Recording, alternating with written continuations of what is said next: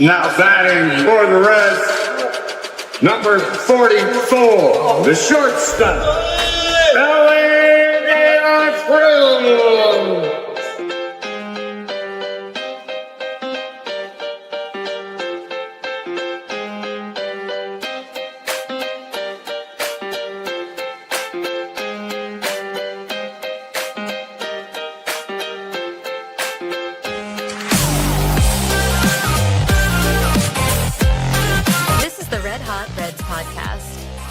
Here are your hosts, Ricky Logan and Roger Straz. Welcome to the Red Hot Reds podcast. I'm Roger, that's Ricky. It is Sunday at 8 p.m. and we are live, and we are going to be talking about the winter meetings, which are coming up this week. Got some other topics to get through, but it is kind of hot stove time. It is kind of that time where maybe there's a big signing, maybe there's some big trades coming around. You never know. It's all the GMs, all the presidents of baseball operations are in Orlando, I believe, as we speak. The meetings start tomorrow, or I guess that maybe the meetings start today. I can't remember exactly. But anyway, we are here, the Red Hot Reds. We are presented by Battle Bites. It is our new sponsor. We want to give them a shout out top of the show so that we can get that out there. It is a beef jerky company. If you go to their website, battlebites.com, you get 10% off if you put all gloves off 10 into the promo code there. Battle Bites, fuel your battle. It is grateful. We're really grateful to have them as a sponsor. They're a great company, a startup, I believe, and they are also giving 10% of their proceeds to the Wounded Warrior Project, a very worthwhile cause for that. So we really appreciate that part of our partnership. So shout out Battle Bites on that one. Ricky, it's been a week. We're back to Sunday nights, thankfully. Hopefully we'll get to you every Sunday night, 8 p.m.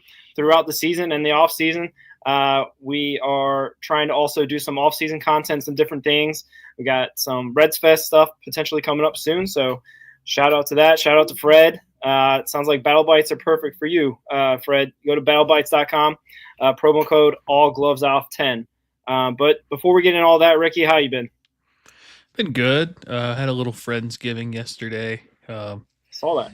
Roasted a turkey for the first time on my own. That was fun. Turned out pretty good. The ham sucked, but it was pretty awesome. What about you? How was your I guess week? Yeah, it was a weird week. It's kind of like a nice, like last week was Thanksgiving week, and it's very stressful trying to figure out what we're doing and all our plans and the comings and goings of different family events and stuff. So like this week's kind of like a nice get back to the normal routine week. My kid's starting basketball this week, so it was good to do that. So now we're gonna get back hopefully in that routine in 2 or 3 weeks. It's gonna get all disrupted again when we're traveling and figuring out Christmas plans. So that'll be interesting. Yeah, I'm not looking forward to that Christmas stuff. And it looks like we're probably both gonna be out in Arizona out early March. So look out for that too. Might have some live content together. Maybe some live interviews. Who knows? Yeah, and it looks like I think I saw some not a politics show, but Cuba got approved. Cuba got approved by the U.S. The government. I don't know exactly what part of the government approved them to be participants in the World Baseball Classic. So the Reds will have their game against Cuba March 4th, which I think that's when I'm flying in, and maybe we'll get to catch the Cuban national baseball team before they start their World Baseball Classic campaign. Over under 2 defect during the World Baseball Classic. Maybe that's why the Reds are playing against them, to maybe get some little scouting, because you can't go down to Cuba and scout. You know what I mean? I don't think they allow that as far as I know. And probably the footage that they get there is probably pretty grainy and whatnot, because I hear that kind of Cuba's stuck in like the 1950s, 1960s in terms of like, you know what I mean? But yeah, I don't know. Over under 2, we'll see. I mean, shout out to Randy Rosarena, and what was the other guy? I think you mentioned a guy that did. Aroldis Chapman defected.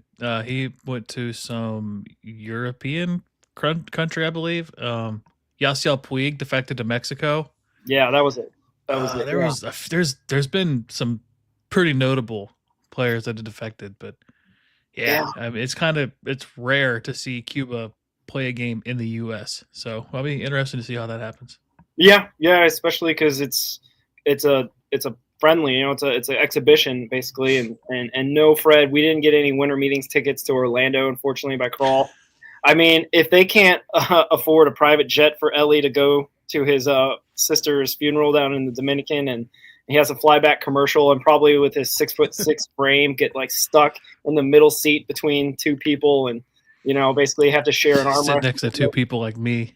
Yeah. So I mean, if the Reds can't afford that, I'd be surprised if they didn't like drive down. I don't know if they fly. Since the Reds caravan's all canceled, maybe they took their own caravan from Cincinnati, Ohio, down to Orlando, Florida. I don't know. Just saying. Yeah, But, Cincinnati relies on you flying commercial or the commissioner putting you on their jet. Yeah. Lyon Richardson getting the commissioner's jet back to the Bristol games. Elite. That happened in the same season. That's crazy. Anyway, I don't know.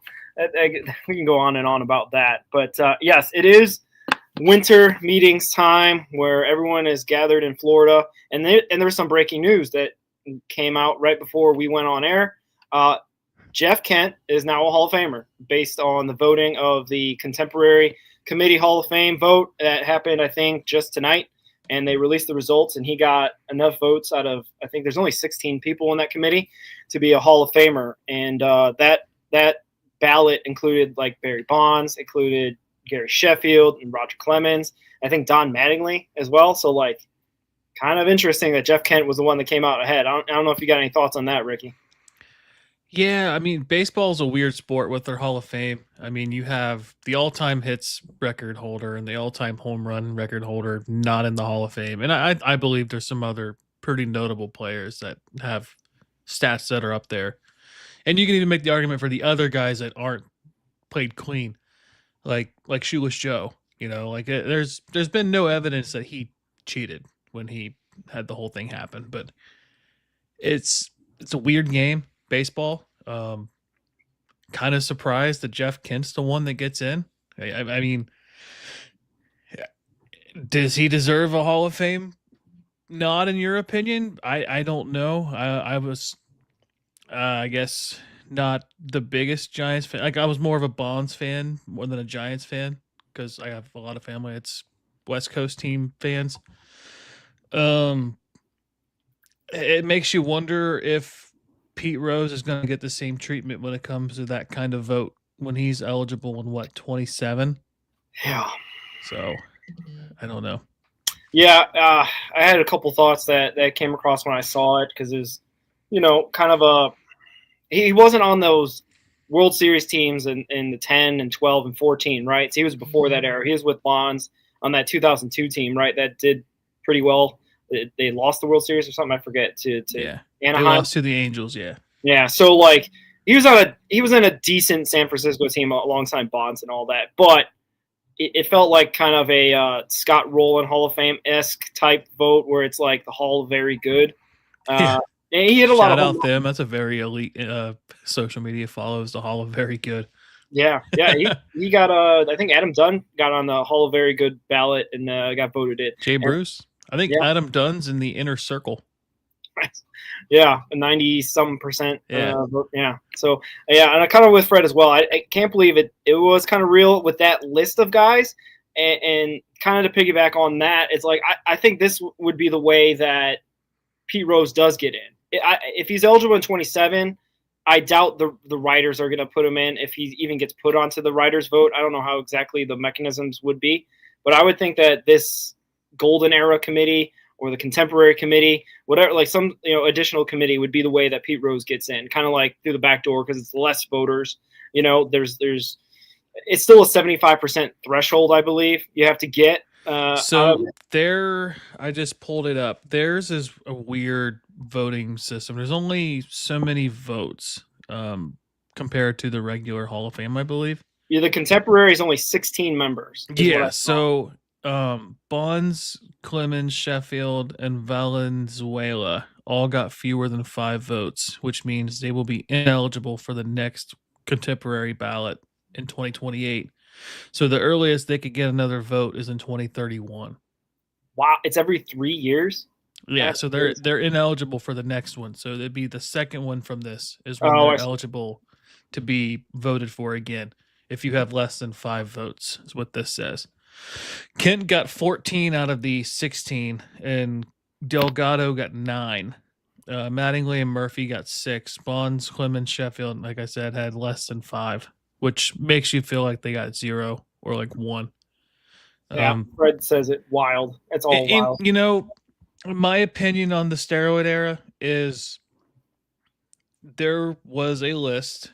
What was it called? The list of all the players that were. Yeah, Balco is coming up to mind, but that was like the company. Oh man, it was the Mitchell report. There was the Mitchell report that was, there was like what 400 players on that list or something. It was a ridiculous amount of players.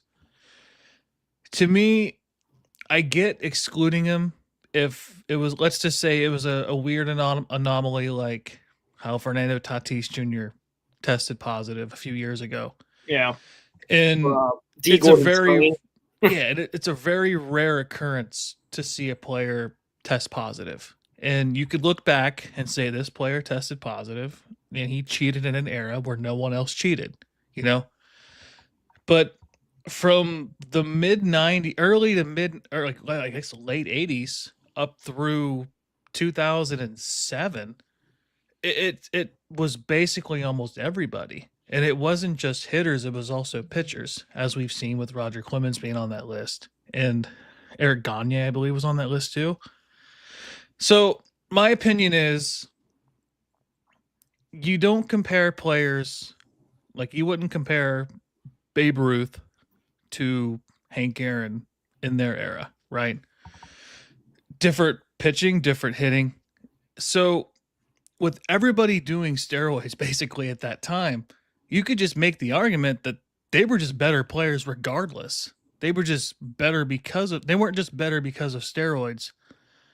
They were better than the other guys taking steroids as well. It wasn't like it was like, oh, steroids make an even playing field. It's just Bonds was an elite hitter. I would argue the greatest hitter of all time. If he had played, other than Pete Rose and Ted Williams and Ty Cobb, like he's up there as like a top 5 greatest hitter of all time. And to say he's not in the Hall of Fame because he did something that 300 other players did too in that era is just, it feels like blasphemy to me. But then I understand the argument that they cheated, but it's like it was a level playing field because everyone was cheating. So I guess that's just my argument for it. Yeah, and being a fan of the Ken Burns documentary Baseball, going through all that and recognizing that baseball has had eras, and in almost every single era there has always been cheating in different and various ways. Obviously, as even recent as the Houston Astros cheating scandal that happened and whatnot, but that doesn't excuse the behavior. I think what I would take as is like the reason why more Bonds than steroids is because nobody really likes them personally. And that's why I was kind of weirded out that Gary Sheffield didn't get a lot, because we talked about before air. I think like it's weird that I thought he was a little bit more well-liked and whatnot. But anyway, the one thing that I think is also indicting on like the Bonds, or like it comes to light a lot with the Bonds thing is basically what Fred's saying is basically that baseball kind of allowed this to happen. It had the strike in 94. And baseball came back in a big way in the summer of 97, 98 with the home run chase with, McGuire, Sosa, and Griffey as well. And they basically allowed it to happen in so much that it brought baseball back to like the prominent sport before football kind of took it back over in the 2000s, right? So it's difficult to really come that hard down on the guys that did steroids in an era that wasn't, I wouldn't say it's normalized, but it definitely was not punished like it is today, and it wasn't ruled out of the game as much as it is today. So I think just like they have like a dead ball era in baseball where pitchers were like extremely effective because of all the nasty stuff they did, the ball, all the different like pitching mound stuff that they used to do back in the 1900s, it should be a steroid era Hall of Fame, or at least a wing where they have guys that they know for sure that either did steroids and can put it on their plaque, and basically have that on there with when and where they tested and got found out. And then the guys that don't, the Frank Thomases, the Ken Griffey's of the world, are in the Hall of Fame and don't have a blemish on their record. But they played in that same era, but they're still Hall of Famers. That's, I would think, the way that you kind of, I don't know. I don't know if that's normalizing steroids, and then now all the guys in this era are going to, kind of hold a grudge and be like, well, what the, you're celebrating all these guys now. I don't know. It's kind of a different moral thing. And baseball's never been a great moral sport. Right. And plenty of people that are in the Hall of Fame that have DV cases against them and drug trafficking and all kinds of other illegal activities, and they're in the Hall of Fame. But God forbid you did what other players like. And Mike, I guess another case for Bonds is like, you see what McGuire and Sosa was doing, and there's really, like, from what I've done research, I'm sure other people could look up research on this, but from what I've looked up, there's really no evidence on Bonds up until about 99 or 2000, because I know he had some kind of knee injury, I believe, towards the later part of the 90s. And like, Barry Bonds was a Hall of Famer before all of that. His Pittsburgh career is a Hall of Fame player, and his early San Francisco years is a Hall of Fame player. But when you get overshadowed by McGuire and Sosa and, name anybody else that you, like Gary Sheffield, I guess, for a little bit of time. But I kind of wanted to name this because if I remember right, this player that I'm going to compare to Jeff Kent also had a steroid case against him. And I'm wondering if enough time has passed because of the era that he played in when he becomes eligible, if he'll be a Hall of Fame player. So I'm going to do a player A, player B comparison, and we're going to talk about it. And then, all right. So player A, 55.4 WAR in 9,537 plate appearances, batted .290 with a .356 on base, 500 slug, .855 OPS, a .123 OPS plus, and 1,518 RBIs, 1 championship, 5 All-Stars, an MVP, and 4 Silver Sluggers. Player B, 68.7 WAR in 9,550, so slightly more plate appearances, 2,639 hits, 335 home runs, 1,306 RBIs, a .301 batting average, 351 on base, slightly below player A, 488 slugging, just 12 points below player A, 839 OPS, just slightly below player A, a 124 OPS plus, different era. Players in player A era tend to have higher batting averages through the seasons. 1 championship, 8-time All-Star, no MVPs, 2 Gold Gloves, and 5 Silver Sluggers. Which one of those, like, would you say both of those players are Hall of Famers? One is, or one or both are not? Well, that's a good question. Yeah. And how many All-Star appearances the first guy got? Because it sounds like player B is the better player. I don't know how much WAR is factored into Hall of Fame voting, because I know it's writers, and some of them may do the modern analytics, some may not. So I know that I think Joey Votto was like around the 64 WAR, around there. So like 60 sounds like a Hall of Famer in my opinion. And I think the first guy was 55, so he might be borderline. All right, so the first player A was a 5-time All-Star. Player B was an 8-time All-Star. 5-time All-Star, I think, is solid. Right there. It's solid. Right there. It may be like a guy that gets on his 8th, 9th, or 10th ballot kind of thing is my first thought. But yeah, I don't know. Neither of those are Jeff Kent, right? Player A is Jeff Kent. Player B is Robinson Cano. Cano is really maligned with his steroid use. He got really put, and he's still playing. They had him in a Dominican League All-Star game. Yeah, I think he just played his final game in the U.S. for the Dominican League at Citi Field. Yeah.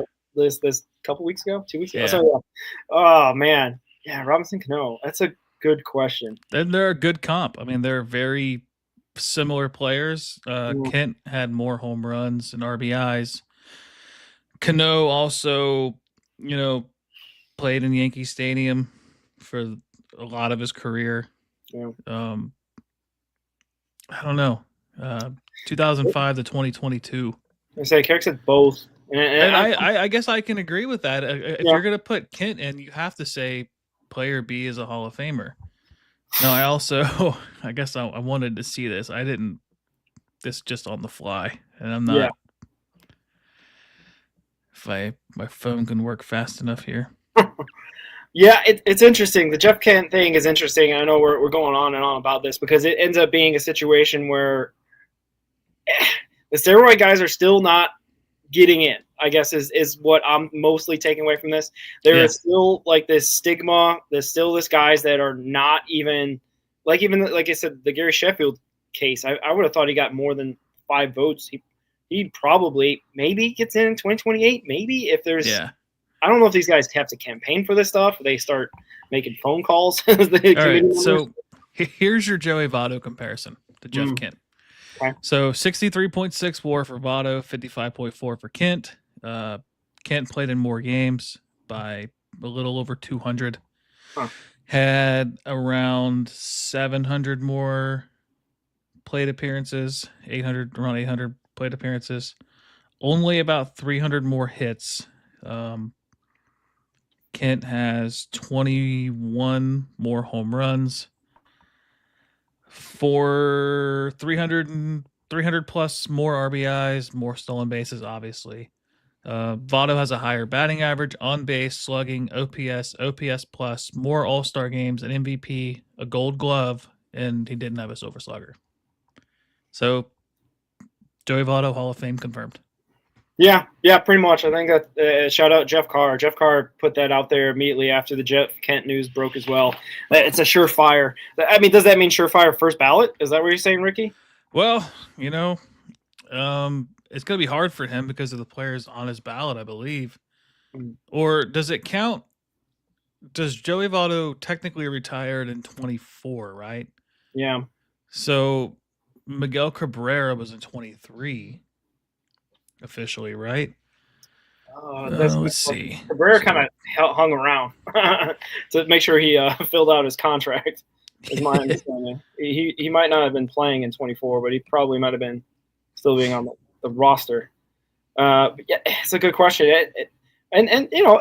His last played game was in 2023 for Miguel Cabrera, so that puts him in a situation where he might be the year before him. In 2029 is going to be an elite class.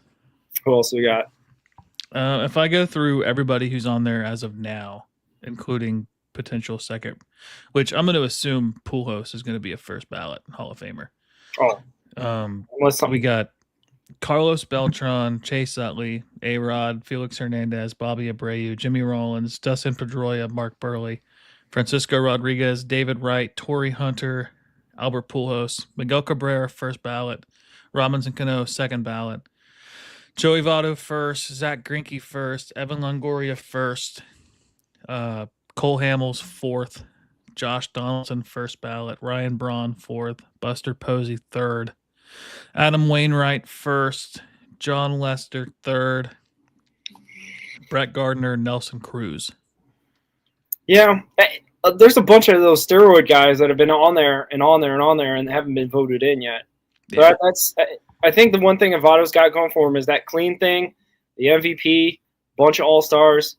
I mean, winning isn't the end-all be-all like it is in some other Hall of Fames. So, like, he won't get docked that much, I feel. I don't know. I think I'm leaning toward first. I don't know. It's like homeristic, but, like, first ballot Hall of Fame I don't think is far-fetched. And yeah, it depends on the ballot and what's going on at that point. Like you said, Ricky, I don't know, man. It's kind of crazy. Fred's saying that he probably won't get first ballot because they didn't win a World Series or have a chance. And yeah, and then Carrick's saying that RBIs is kind of like a stat that depends on the teammates around you. So yeah, or it's where you hit difficult. in the batting order. I mean, you could be a Hall of Famer batting sixth. I mean, Yeah. or you could be a Hall of Fame leadoff hitter that just gets on base. Yeah, but it's all. I feel like it's all building up to this scenario where we're gonna have the whole city of Cincinnati on bated breath to see if in 2029 Joey Votto gets in first ballot, because I think it's a realistic possibility based on still the narrative that steroid guys don't deserve to be in the Hall, and Joey Votto is the cleanest of the clean and played the game the right way, so to speak, and definitely, even on a team that wasn't always contending, was the best player by So far. I'm gonna name you every first ballot for 2029. This would be Joey Votto's class. Yeah. You have, I guess, in order of, I don't know what the order is. Brad Boxberger, Alex Colomb, Juris Familia, Brad Hand, Colin McHugh, Eduardo Escobar, Mike Moustakis, Corey Dickerson, Jackie Bradley Jr., Ian Kennedy, Jonathan Scoop, Eric Hosmer, Hyunjin Ryu, AJ Pollock, Gene Segura, Corey Kluber, Michael Brantley, Elvis Andrews, Madison Bumgarner, Nelson Cruz, Adam Wainwright, Josh Donaldson, Evan Longoria, Joey Votto, Miguel Cabrera, Zach Greinke, and funny enough, I think I saw Trevor Bauer on that list too. His last year was 24. Oh man, Yeah. Yeah, that makes sense. Yeah, that's a decent class. I feel Madison Bumgarner and Joey Votto, I feel, lead the pack as far as I can tell. It'll be interesting. I know we're 2029 is pretty far off from now. It's kind of crazy to think about that. Yeah, it's I gotta guess- wait 5 years. My thing, I guess then we can go on the more red stuff, but like with Hall of Famers, as far as like pitching goes, like you're not seeing pitching the way pitching used to be. You know, you used to see 20 game winners, 300 strikeout guys. So like, if the pace keeps up, like Paul Skeens is going to be one of the greatest pitchers of this generation. Yeah, Like, Hunter Green could be one of the best pitchers of this generation.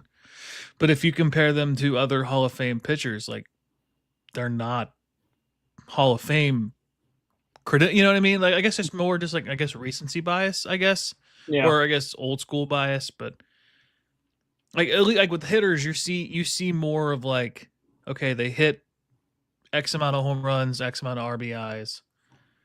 Like, you're not taking into account of like, oh, what their BABIP was. You know what I mean? Like Will Benson this year had a BABIP of like 342, and he hit like 170. So it's like, hey, to me, like actual stats matter, but I don't know. yeah.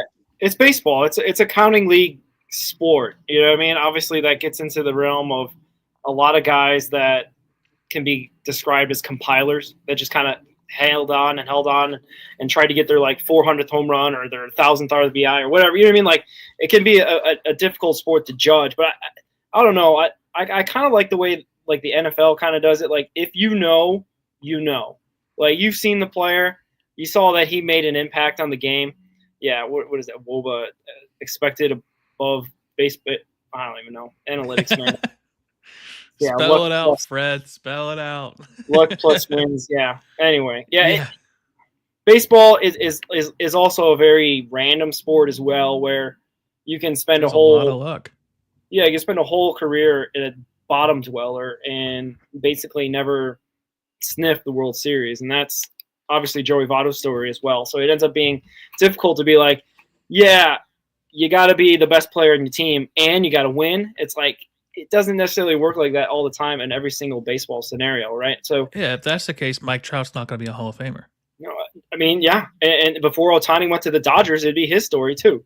So like, it's just kind of a crazy sport in that way. You need a team to win baseball games, but when you know with some guys, right? Like you see Miguel Cabrera, you're Right. like, yeah, you don't even need to look at his stats. Like you don't need him to hit 700. I think you could see him the way he played when he was with the Marlins back in the day, where I think there was the attempted intentional walk and he slapped the ball up the middle. Like, this guy's pretty good. That's more like a Vladimir Guerrero Hall of Fame. Oh man, have you seen? There's a YouTube video on him. It's called the ABCs of hitting. It's like him hitting at every point. It's hit a ball in the dirt that bounced. Yeah, He was one of my favorite players. Vlad was. Oh man, yeah, not an Expo show, but yeah, It always comes back around to the Marlins and the Expos on this. Yeah, exactly. See that documentary. It's pretty good on Netflix. It is good. Who Killed the Montreal Expos? Check it out. But yeah, okay, let's get back to our main point. The winter meetings are going on. We had a little Hall of Fame tangent, and it happens. We're in the off season, and we like to do these tangents and get off our hot takes and all that at the end of the show. But Crawl and company are now in Orlando, Florida. They are going to be talking with other general managers about God knows what, to be honest with you, because it is an interesting part of the baseball calendar because they have the contemporary committee vote tonight. They have, I think, is the Rule 5 draft first, and then they go with the draft order. I can't. One of the two happens. So I think it's draft order then Rule 5. I think the draft lottery is like Tuesday, I think, isn't it? It's either one. I can't remember who's go first, but they're happening this week, so we'll figure out if the Reds select someone. I believe I've been going back and forth with Carrick on X about. I think the Reds have 38 of their 40-man roster spots filled up, so they have some space if they're going to go get a guy in the Rule 5 draft. Not sure how that's going to shake out for them because unfortunately last year, I don't know if you know, Ricky, my guy Cooper Bowman was selected by the Reds, and I thought he would be the next guy, up. He was up. And they ended up returning him back to the Athletics of Sacramento, or whatever they were back then, or just the Athletics. But this is going to be an interesting, I don't know, a couple days to see exactly if the Reds are, because there's been so many reports, so many tea leaves out there, so many people hoping and wishing and praying that there's going to be a big free agent signing this week or in the coming weeks. I don't know. It's going to be interesting to see. We're all going to be kind of, I guess, waiting with bated breath to see where, when, and how Kyle Schwarber makes his decision on where he'll be playing in 2026. And I don't know about you. I think we talked about it a little bit. It's going to be – I feel it might not be as exciting as many people think it might be. It might be a little bit disappointing this week. What do you think?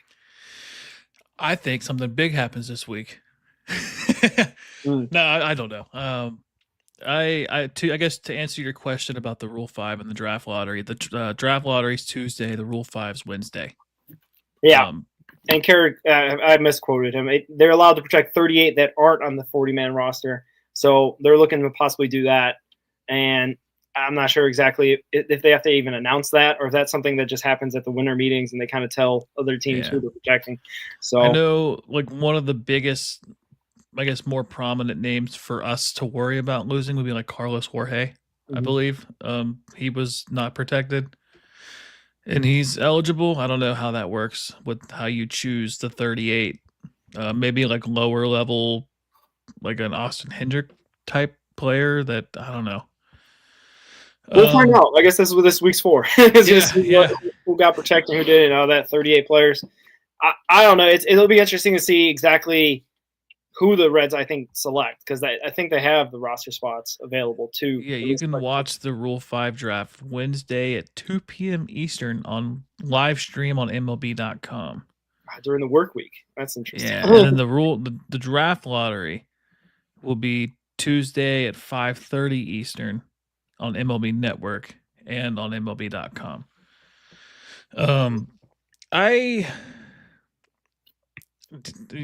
Were you saying, do you think the Reds are going to do anything big this week in the meetings? I just saw here a second ago breaking news that the Pirates have offered Kyle Schwarber a contract for 4 years, $100 million plus. Is that a real report? Just baseball from Ken Rosenthal.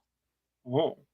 Wow. Okay. They're serious, man. They're serious. I was writing them off. Honestly, when you brought that up and you had that graphic, I think last time that they were in the hunt, I was just like, nah, they're in the hunt to be a cheap organization. But in the hunt to be on the bubble. Yeah, exactly. They're in the hunt like the Bengals are. Say it too soon. But anyway. R.I.P. Sorry, James. Yeah. He'll be more free to write more Reds content. Yeah. Maybe join the show a little earlier than expected again. Yeah, exactly. Reds Fest, maybe. Yeah. Ugh. But yeah, it's interesting to see that the Pirates are throwing their hat in there. The 100 plus, is it 101? Like there's 102 million. Like, so the exact quote is the offer is almost certainly for at least $100 million. Okay. So it's not $99.99 million. Right. It's like 100.001 or something. Yeah. It's like, in that case, why don't you just if you're the Pirates, like I guess I've even said this case about the Reds when Ohtani was a free agent. It's like, why don't you just offer that player an ownership stake? Like, give him a salary and then give him like an ownership stake in the team that they could sell for far more than what they're going to earn, So it's like, I don't understand it. Yeah. And Fred says it. Bargain Bob versus Bob Nutting and the Schwarber sweepstakes is what I live for.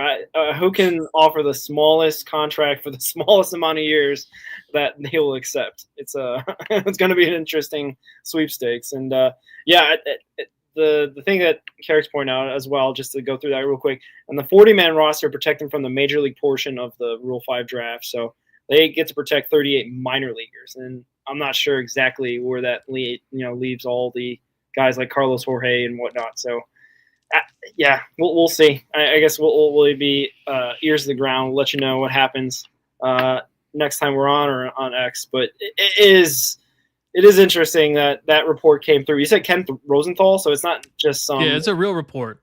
It's not Nightingale, which I don't know if you saw his tweet barrage for the Cubs this past couple days. I heard about it. Yeah, it was funny. It was like every 3 minutes there was an update, and it just got worse. It was like the Cubs are finalizing an agreement. The Cubs are hoping to be close to finalizing an agreement. The Cubs are not finalizing an agreement. The Cubs are not close. I was like, oh my gosh! And then Reds Daily 4, quote tweeted it, and basically said the same thing he said, but put the Reds and Kyle Schwarber. He's like, am I doing this right? And I retweeted and I said, nailed it, # Insider Daily 4. Yeah, that's crazy. Good for the Cubs to be a laughing stock again. That feels good to laugh at the Cubs for their stinking things. But yeah, I don't know exactly, what else we can get out of this winter meetings. The biggest thing that happened in 2024, if that's going to be any indication, is that we drafted in the Rule 5 draft Cooper Bowman. No big signings for the Reds, no big trades until after. I think I think the Jonathan India trade happened in November of 2024, if I'm remembering right. So I think it might be a big nothing, but I guess I'm waiting to be surprised, because if the Pirates are going to be serious about this, how can the Reds not at least, a lot of people are making the joke that they're checking in, that they're kicking the tires, and it ends up just being, a bunch of that they're actually not doing anything. They just want to appear to be in the sweepstakes for Kyle Schwarber. So, this week hopefully will be a sense of positivity. We'll hopefully not hear any silly crawl quotes going forward, but there was one transaction that happened between shows. A guy that we won the free agency on December 3rd. Our closer, Emilio Pagan, re-signed with your Redlegs for 2 years with the player option of the second year, which is interesting. I kind of wanted to get into that. But he got a little bit of a raise, went from $8 million a year to $10 million a year for his contract. And a lot of people, I think, were pleasantly surprised. I was happy. I think it was Wednesday night that the news broke. Even though he's going to be age 36, I think, this year, and then next year, or 2026, age 36, and then 37 in his player option year. And even if I'm not a fan of player options. Yeah, even if he has a spectacular year, I wouldn't be surprised he still picks up that $10 million, because it's his to pick up, right? Like it's not like a mutual option like they had with Austin Hayes. or a player option like they had with like Suter and whatnot. So like, I don't know, or a club option, to say, with Suter and Barlow. So like, it's after the fact, after it kind of come down, like, yeah, this guy I think is also pretty much a great clubhouse guy that will Loves the city. yeah, that it loves I think the club, and like I told you, they had that faith night, and he was really into it. So that to me was indication that he was really kind of tied into not just the baseball aspect of Cincinnati, but also just like faith and being able to be a leader in the clubhouse and lead these young guys. Because I guess that is one thing about being 36, 37 years old, is that he's going to be one of the veteran voices in there, along with like a Trevino, along with who else? An older guy, I guess. We got Sam Moll. Oh gosh, yeah, I don't know. He's going to be our only left-hander out of the bullpen. It'll be interesting how our bullpen shapes up in 2026. That might be something that the Crawl and company hopefully puts on the wish list while they're down there in Orlando. But what were your main takeaways from Pagan coming back?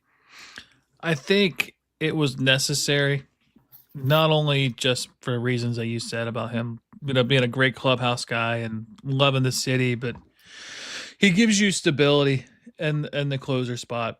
And he had a career high in saves. He had a career best ERA this year. He'll be 35 next year, age 35 season. Okay. So I think he'll turn 36 towards the end of the season. His birthday is, survey says, it's gone. Oh, great. May 7th. He turns 35 May 7th. Okay.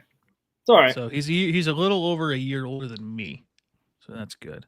Still Yeah. good. Still kicking. But Yeah. he had let's see, as far as stats go, he had almost a career best WAR. 2019, he had a 2.3 WAR. He was a 2.0 WAR this year. And he did a 180 for me on the opinion of him that I had from 2024, where I don't know if he just kind of looked out of shape when he got started in the season. I know he had some abdominal issue. I think it was like a sports hernia or something. I can't remember what it was, but he didn't pitch much. He played in 38 games last year. That was his fewest since 2020, and that was due to COVID. But yeah, as far as like your counting stats, he hits per 9 5.4, home runs per 9 1.3, walks per 9 2.9, strikeouts per 9 10.6, which would be his best since 2022 with Minnesota.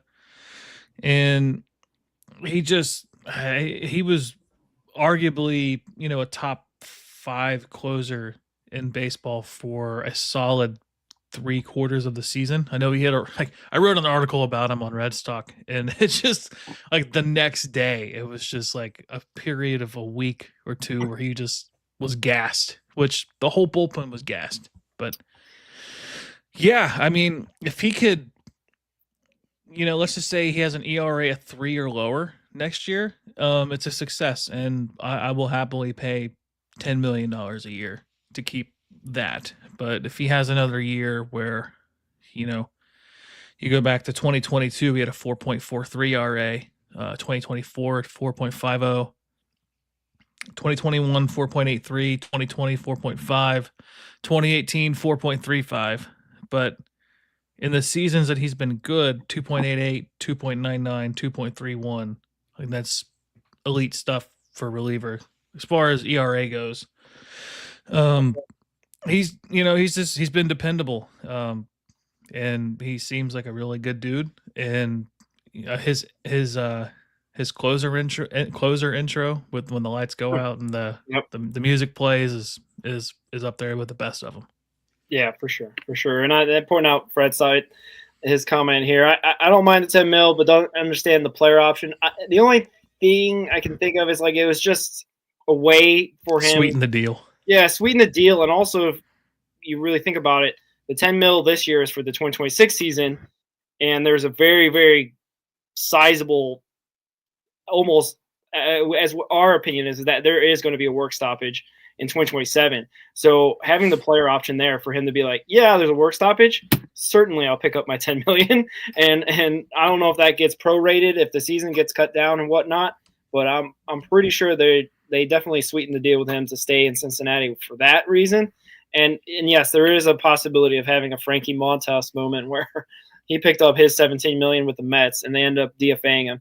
It is very well possible that Mr. Pagan could be a trade target or DFA target if he really falls off a cliff in the next 2 seasons. But we're hoping that he doesn't. He's definitely feels like he's got like a little bit of a renaissance in his career late in life because he never has pitched this well, at least closer wise in his whole career. So hopefully he can keep that going.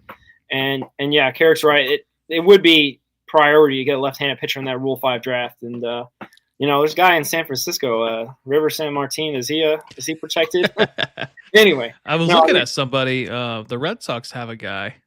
He hasn't reached Triple A yet, but he's 25. Okay. Hayden Mullins, left-handed pitcher, gets up to about 95. Has a slider. He strikes out 30% of the batters that he faced in Double-A. Granted, Double-A, but Derek Johnson is one of the best pitching coaches in baseball. So I think that 25-year-old, why not take a chance on a guy like that? Get him in spring training. Yeah, and he's Rule 5 eligible, you're saying? Yes, this is from MLB's top Rule 5 candidates per team, and he's from the Red Sox. Yeah, look out for that. You say Hayden Mullins. And then the Angels have a left-handed pitcher who's eligible. He's their number 20 prospect, is Sammy Natera Jr. Okay.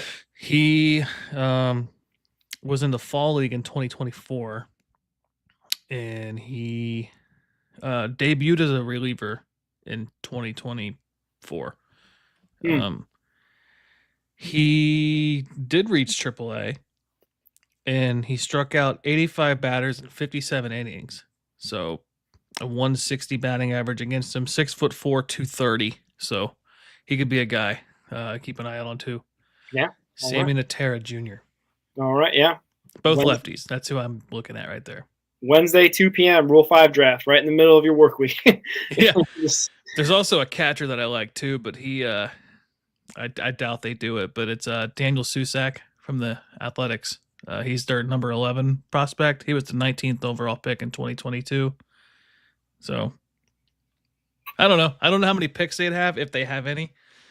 They usually get 1 or 2, is my understanding. It's not a huge draft. Basically, because it sounds like there's a lot of players in the minors that also get protected too, based on Carrick's knowledge. So it's probably slim pickings once they get to certain points of the draft. They're just trying to get guys, and I feel like there's also some teams that don't even get into the Rule 5 draft. They just probably have enough stock piled up minors and whatnot. So it'll be interesting. But yeah, any other thoughts about Pagan or the state of the bullpen? Because the left-handed pitching. Yeah, they need a lefty. I'm pretty happy about the Pagan signing. I guess we kind of had a group text with Jeff Carr and Reds Daily and James and people, and it's basically, I don't want Pagan to be the main dish of free agency. You want him to be like either the appetizer or a side. Preferably the appetizer, because that means that we're going to be somewhat aggressive. And by aggressive, I mean addressing multiple needs regardless of cost.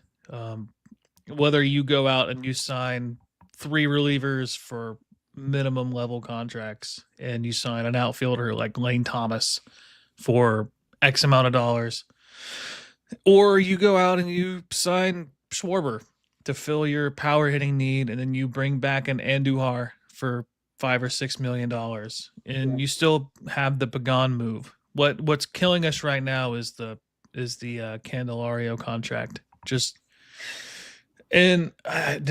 that count for the player option year?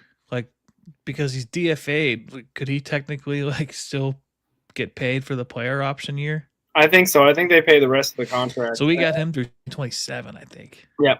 So Rough. it's at $15 million for 2026, basically dead money against the cap, and then another $15 million in 2027. But like I said, I feel like I don't know if the season gets short, and I don't know if they prorate contracts and whatnot in the work stoppage season.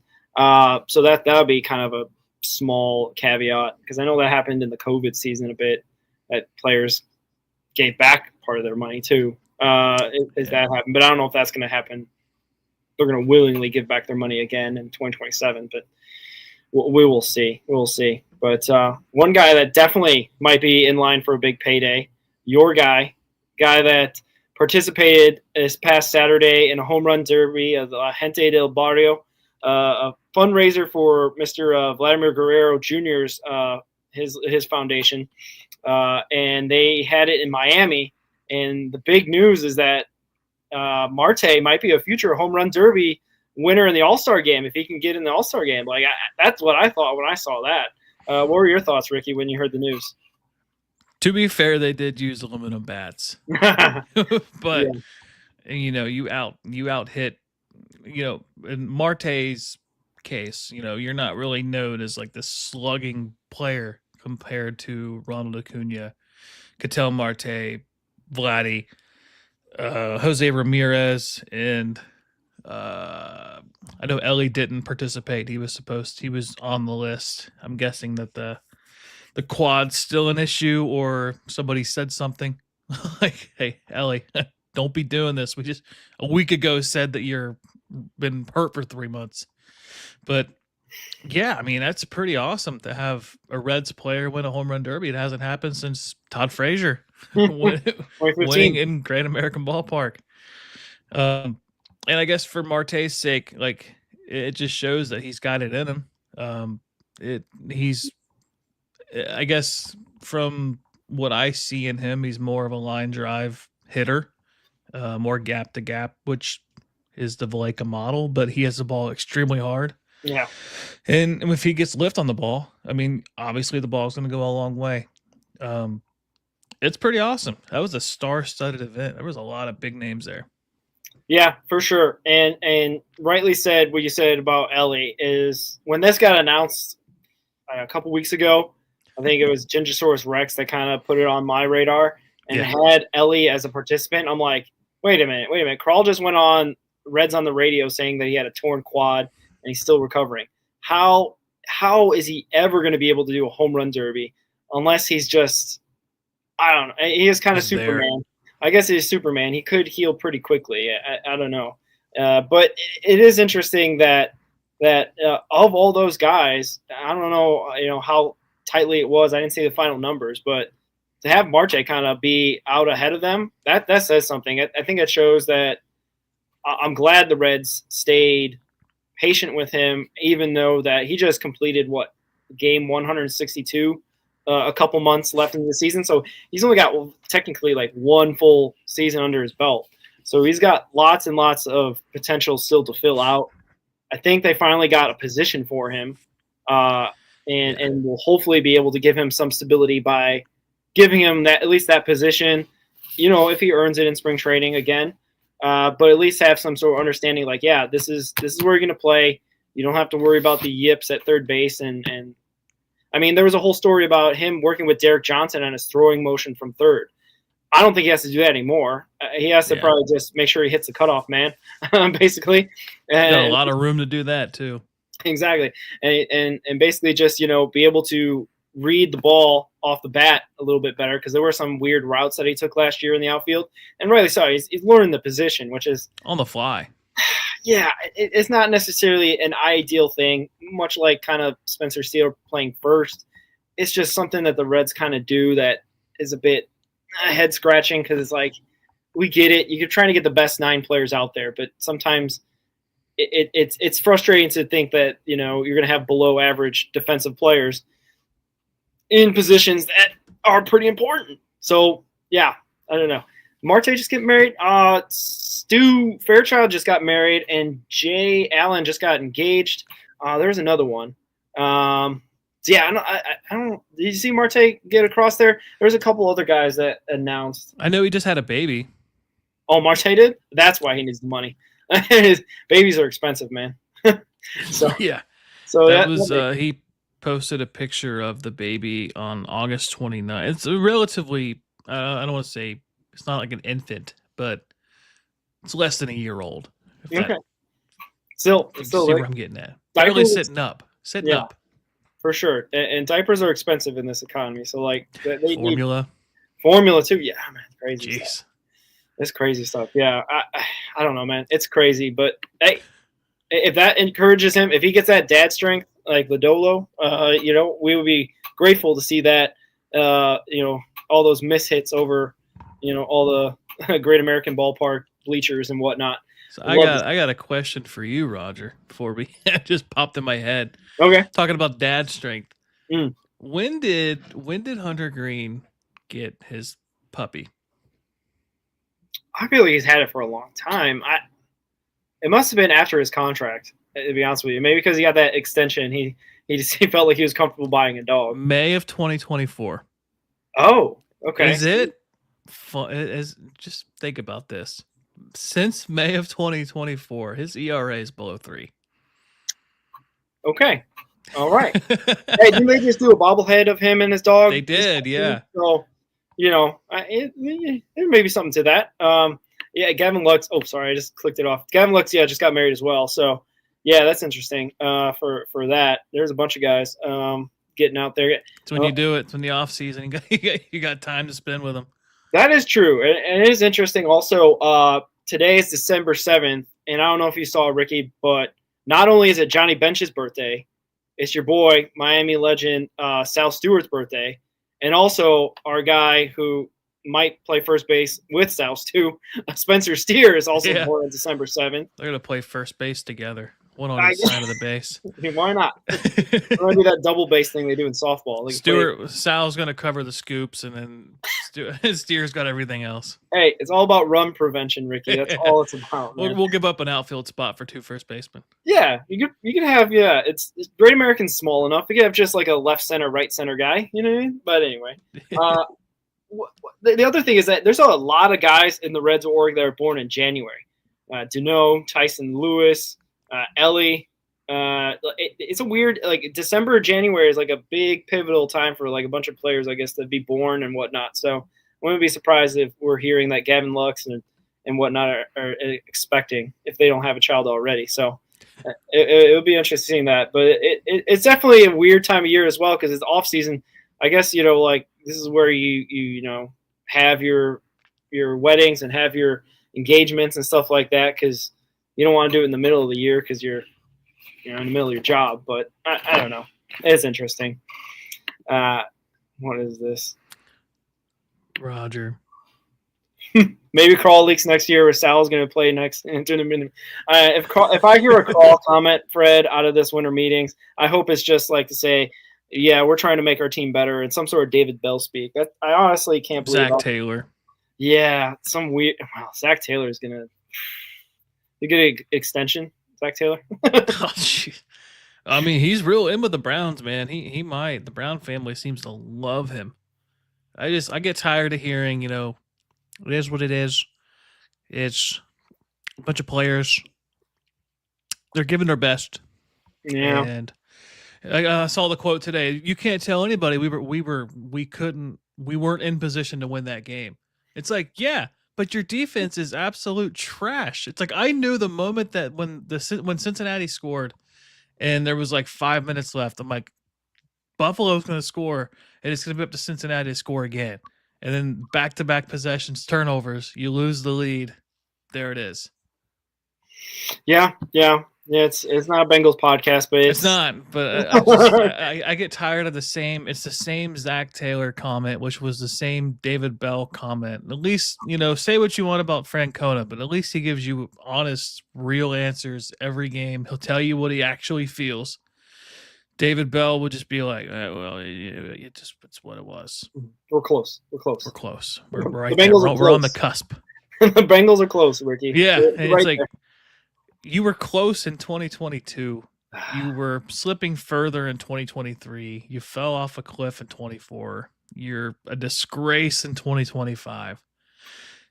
At least the Reds, you kind of know what's going to happen. And baseball is such a weird sport that if you can go on a hot streak like 2023, where you win 12 games in a row, it propels you into a division lead. And if you can just somewhat stay consistent after that, you have a shot. But the NFL, like, it's just, you have to be the best of the best every week if you're going to be a legit contender. And that's just not Cincinnati. And then as a Cincinnati fan, sports wise, it's a rough week. You got UC losing to Xavier. You got Well, if you're on the Xavier side of it, it's a good week. yeah, but like you know what I mean though. It's like Cincinnati. You got the Bengals losing. You got the Reds. You're let's be realistic. We're probably not going to sign Schwarber as much as we want him. And I mean, you kind of talked pre-show. We see the list of teams for Schwarber. I know we just talked earlier about the Pirates being on there. Yeah. I think realistically, it's coming down to two teams for Schwarber. It's going to be between Philadelphia and Cincinnati. And if he listens to his agent, he's going to go back to Philadelphia. But if he listens to his heart and his family and can make his own decision, I think, you know, if the money's respectable, you know, I'm not saying he's going to sign for Cincinnati for $12 million a year. It's not going to happen. But let's just say Philadelphia offers him 28 and Cincinnati offers him 20. I think you could find a way to be like, okay, I can make that work. You know, $8 million compared to $17 million is good. Yeah. I'd take that. Yeah, I forget the guy who just recently signed or got traded and they deferred a bunch of money. That's what you got to do just as Schwarber. Like, defer the money. Bob might sell this team in the next, 10, 15 years. So just he could sell it when if it doesn't go his way, if the CBA doesn't go the way we think it's going to go after 26 going into 27. I mean, if there isn't a salary cap or if they enforce a floor, which, and I'll give him credit. I'll give the Reds credit. Like, our payroll's always close to league average, but it's been drifting downwards because of how high the top end has become. Yeah. And I understand, like, I saw Dave Roberts' comments on that. He's like, yeah, enforce a salary cap, but you got to install a floor because you can't have these bottom dwellers, which we're not a bottom dweller, I don't think. We saw that in 2019 when, you signed Castellanos, Moustakas, which I think nobody knew that Moustakas would just basically fall off the cliff for the rest of his career after signing with us. Akiyama was kind of a weird signing. He signed a 32-year-old international free agent who wasn't really that great of a hitter anyway. And you're signing him for speed, but you're signing an older player who's going to deteriorate speed-wise. That was kind of awkward. And, other than that, you have to go back quite a ways for free agency stuff. I know trades, they've been pretty solid at trades. Shin-Soo Choo was a win. You could call it the Trevor Bauer trade was a win. None of the prospects that we traded ended up really being, top end talent. Like, I know Taylor Mel was the one that was traded, right? The top prospect. He went to San Diego in the Arizona or whatever. It was a 3-team trade for Bauer. We got Bauer from Cleveland. Mm-hmm. Cleveland got a top prospect from somebody. We sent a top prospect somewhere else. Like, it was a weird thing, but like, none of the players that we traded ever really blossomed into elite talent. And we got, a playoff spot and a Cy Young winning pitcher. Say whatever you want to say about Trevor Bauer, is he's the only Cy Young winner in Reds history. So that he can always say that. Yeah. But trade wise, I mean, we've done pretty well in the last 20 20 years. The Brandon Phillips trade was a win. I just mentioned Sin Chu was a win. Bauer was a win. You could start to see, hints of the Luis Castillo being even, just based off who the caliber of player Luis Castillo is. But, depending on what Edwin Arroyo becomes in Marte learning right field, and if that sticks, you could make the argument that could be a win. Getting 2 major league caliber players for one player, and I'm losing trades, but Ke'Bryan Hayes, I mean, we gave up Sammy Stafora for him. I mean, we'll see what he becomes. He could become something. It's not common for players from the Northeast. I think Mike Trout's the exception, but I mean, we'll see. Prospects is a fickle game, because you could trade away a Hall of Fame talent, or you could acquire a Hall of Fame talent, and you'll never know until it becomes, but you have a team like the Dodgers who can just say, hey, like, this Hall of Fame talent is available for X amount of dollars. Let's just go sign him. When a team like the Reds or even the Pirates, or recently the Orioles, relying on draft capital and trading expiring contracts for prospects and hoping that they pan out. Yeah.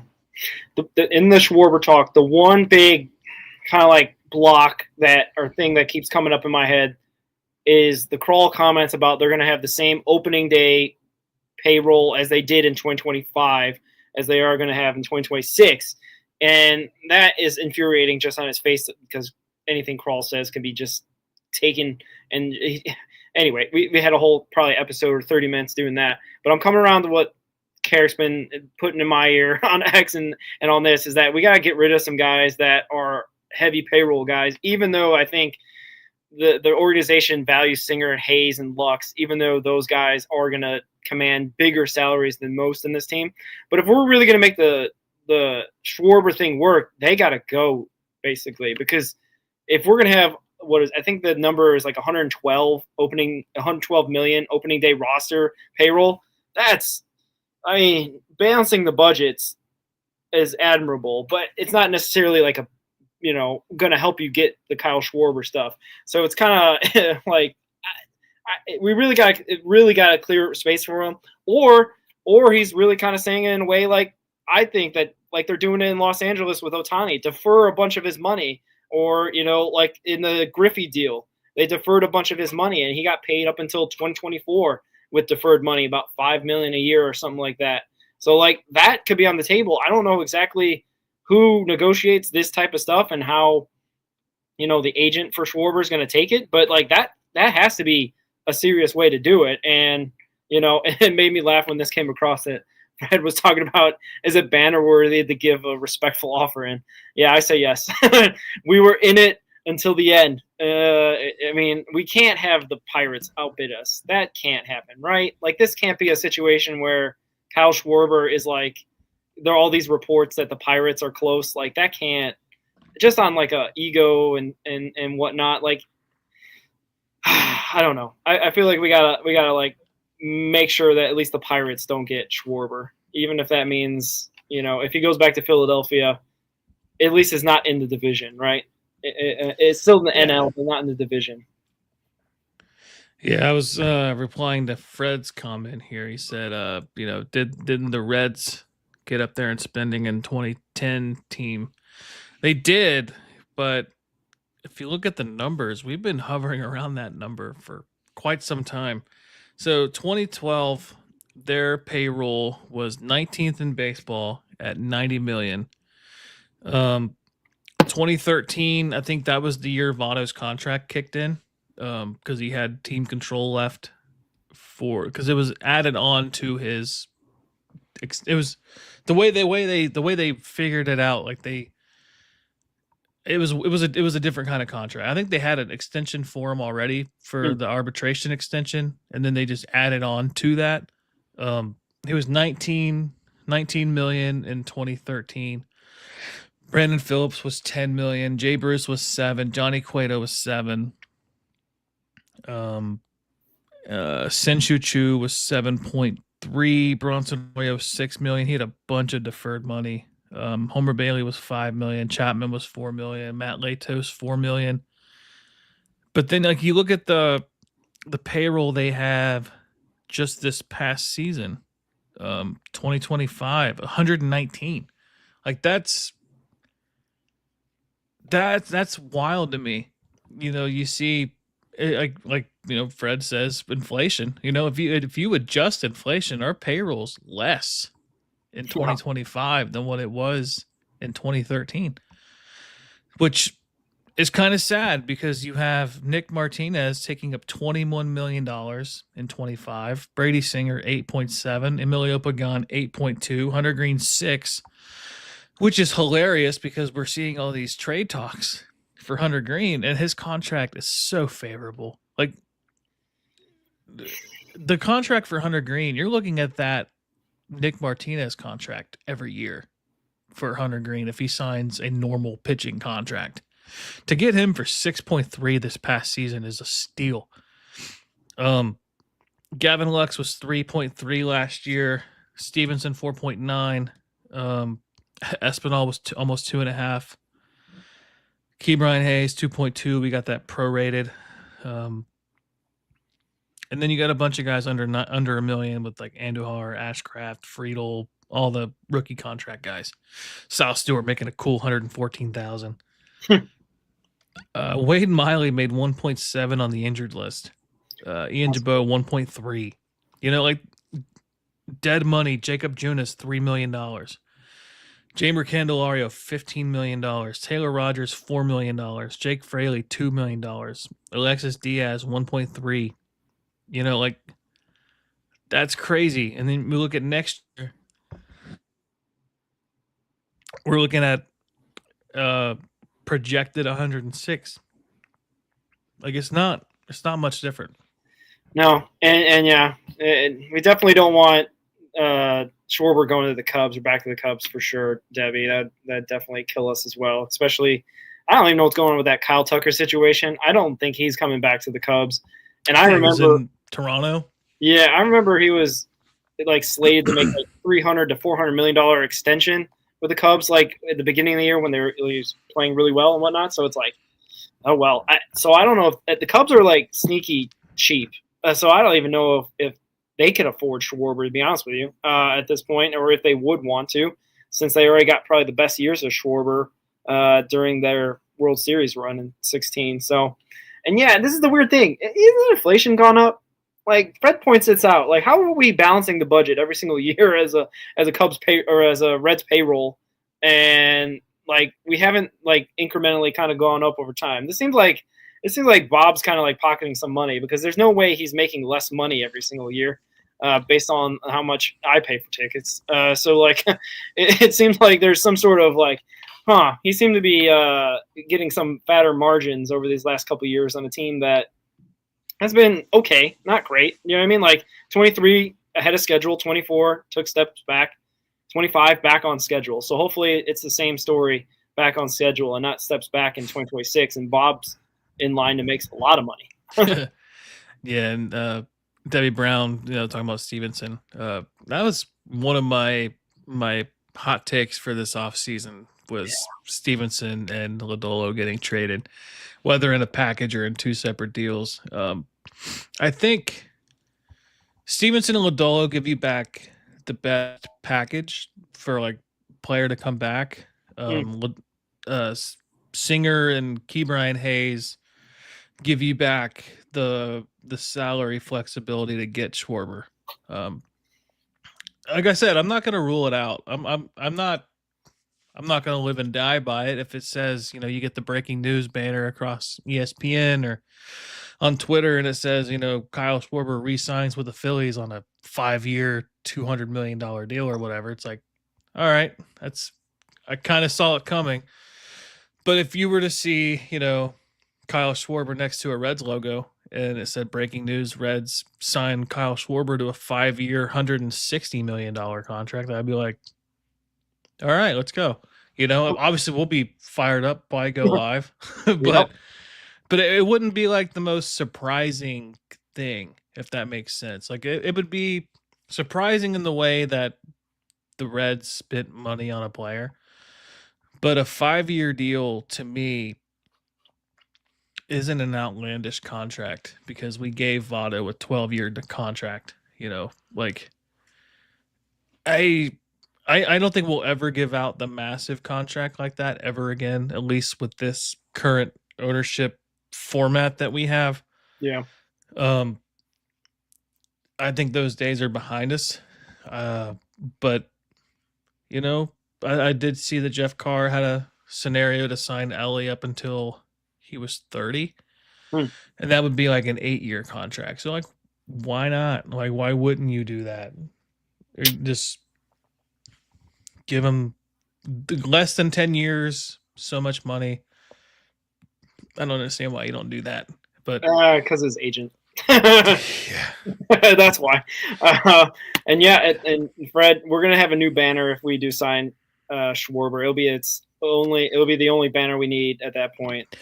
We won't have to worry about Ellie playing 162 or having the least quality starts against or whatever that stinking stat was. Most shutouts. Yeah. Fred was also wondering if Krall would talk about basically where players are going to play next year, or at least where they're possibly going to be everyday players that they're projecting. I don't think you're going to get that out of Krall. But I think if you talk to Terry Francona, a guy who's going to be at Reds Fest, he might give you some answers, and that would be a big, big line. Or I guess he'll be up on the big stage. He's going to have a big crowd when they put out their Tito Francona, because Reds Fest hasn't been around since December 2023, and that was before they fired Bell and got Tito signed in. So this will be his first Reds Fest. So it might be a big deal, especially I forget he's going to be there. I think one night, Saturday or Friday, I don't remember exactly. But they also announced this week the guys that are going to be there, the 40-man roster guys, coaching staff, and alumni plus broadcasters. Ricky, you have any first thoughts on the announcement of Reds Fest coming up? And gosh, is it less than 40 days? It's close. January 16th and 17th, I believe. Yeah. We're close. We're just shy of a month away. Mm-hmm. I think it's cool. We got some I know that it's not final as in like this is all who's going to be there. I know that they didn't put Emilio Pagan because he was technically a free agent. There's a chance he could be added to that list, but yeah. Francona confirmed. Freddie Benavidez confirmed. Colin Cowgill confirmed. Willie Harris, Bill Hasselman, Derek Johnson, James Keller, Matt Tracy, Oscar Marlin, Mike Napoli, and Chris Valaika. So those guys are the confirmed like coaching staff. As far as like major league players, Andrew Abbott, Graham Ashcraft, Leo Balcazar, Blake Dunn, TJ Friedel, Luis May, Hector Rodriguez, and Tyler Stevenson. I'm sure Pagan will probably be in the area for that. It feels like why wouldn't he be? Unless he's got some prior thing scheduled, but I mean, it's weird not seeing an Ellie De La Cruz on that list or Noelvi Marte not being on that list. Yeah, they were both there in 23 after the 23 season, and they were, fresh face, baby face players that were on the scene. So it was kind of a big deal to just have them out there. It's subject to change, and also the prospects haven't been announced. So we'll have to reach out to our guys to see if they got invites or whatnot. Since the Reds Caravan has been canceled, you're going to see probably maybe more prospects at the Reds Fest than they usually kind of put out there on the Caravan around Louisville and I think they go as far as Columbus and whatnot or that area, Dayton at least. Indianapolis, I think, is up there. Yeah. So they might have more prospects in January now since they won't be participating in that. But anyway, my first thoughts were kind of like, that's a lot of guys, especially the alumni. The alumni are pretty yeah, sweet. I mean, I was shocked with some of the alumni people that they have. I didn't name all of them in my article on SI, but like you got Bronson Arroyo, Tucker Barnhart, Sean Casey for Friday night, I believe. Yeah. Danny Graves also for Friday night.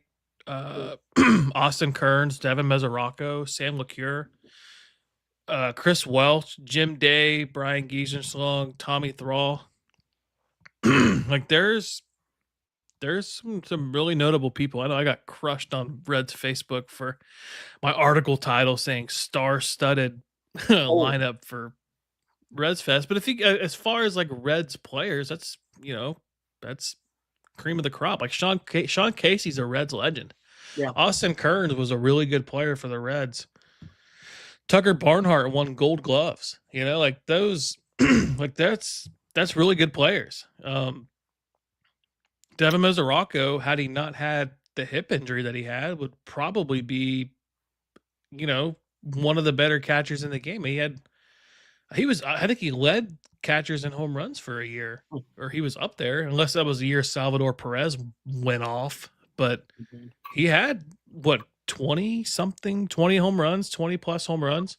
Like he was a really good catcher. We signed him to an extension, and he gets hurt. But I'm excited because I like Sean Casey's a high energy guy. Like his whatever booth he's going to be at there's going to be a ton of people around it, and he's going to be electric. Danny Graves is going to be electric. I don't know if you watched the Savannah Banana games that they played in. Unfortunate for Sean Casey tearing his both hamstrings. Yeah, that sucks. Danny Graves, he's what, the all-time saves leader for the Reds. I mean, that's it's an elite list for Reds players. Yeah. Obviously, when you think of star-studded Reds players, you're thinking Pete Rose, Joe Morgan, Tony Perez. Name any Frank Robinson, but like, sadly, a lot of those players are either too very, very old and don't live in the area, or it's difficult for them to travel, or B, they're gone. Sadly, Pete Rose passed away. He missed the Reds Fest the last 2 years because there just wasn't one. Joe Morgan sadly passed away. I mean, yeah, you could have had like Johnny Bench or something, but like, how long are we gonna push the Big Red Machine as like our only star players in the history of the franchise? Because like, yeah, you could. Barry Larkin could have been there, Eric Davis could have been there, but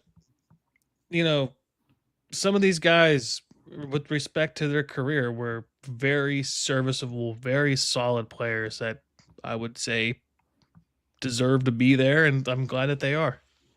Yeah, for sure. And I think there's a lot of guys that probably will get added. I know Debbie's in here saying that Ellie is busy with her girlfriend. I thought it was revealed that Ellie's girlfriend's from Southwest Ohio. I don't know. She graduated from Ohio State. Is that confirmed? It is confirmed. Yeah, she's a speech therapist or speech pathologist, so that could be the reason why he's learned English so quickly. I mean, why not? Yeah. Amongst other things, that was, I thought that was on the record. I don't know if it's completely confirmed. We need probably maybe a second or third source to make sure. But yeah, he seems to be making a home here, I'd like to think. I don't know exactly what the future will hold, but he possibly could get added to this list as well. Another guy that's usually here at every single Reds Fest that I've been aware of is Hunter Green. He's and I can't, you'll have to remind me, Rick, who they usually do a kids captain for the Reds Kids Club or whatever it's called. Reds rookies and Reds. Yeah. There's usually a captain of that. I want to say Spencer Steer. Spencer Steer was this year. Yeah. Jonathan India was the year before, and Hunter Green was the year prior. Hunter Green was 2023, I believe. Yeah, so I saw Hunter Green because I was up there volunteering in the kids section, and he was there, and he was great. He read like stories to the kids and stuff like that, which is kind of cool. And also shout out to Reds legend Bubba Thompson. He was there.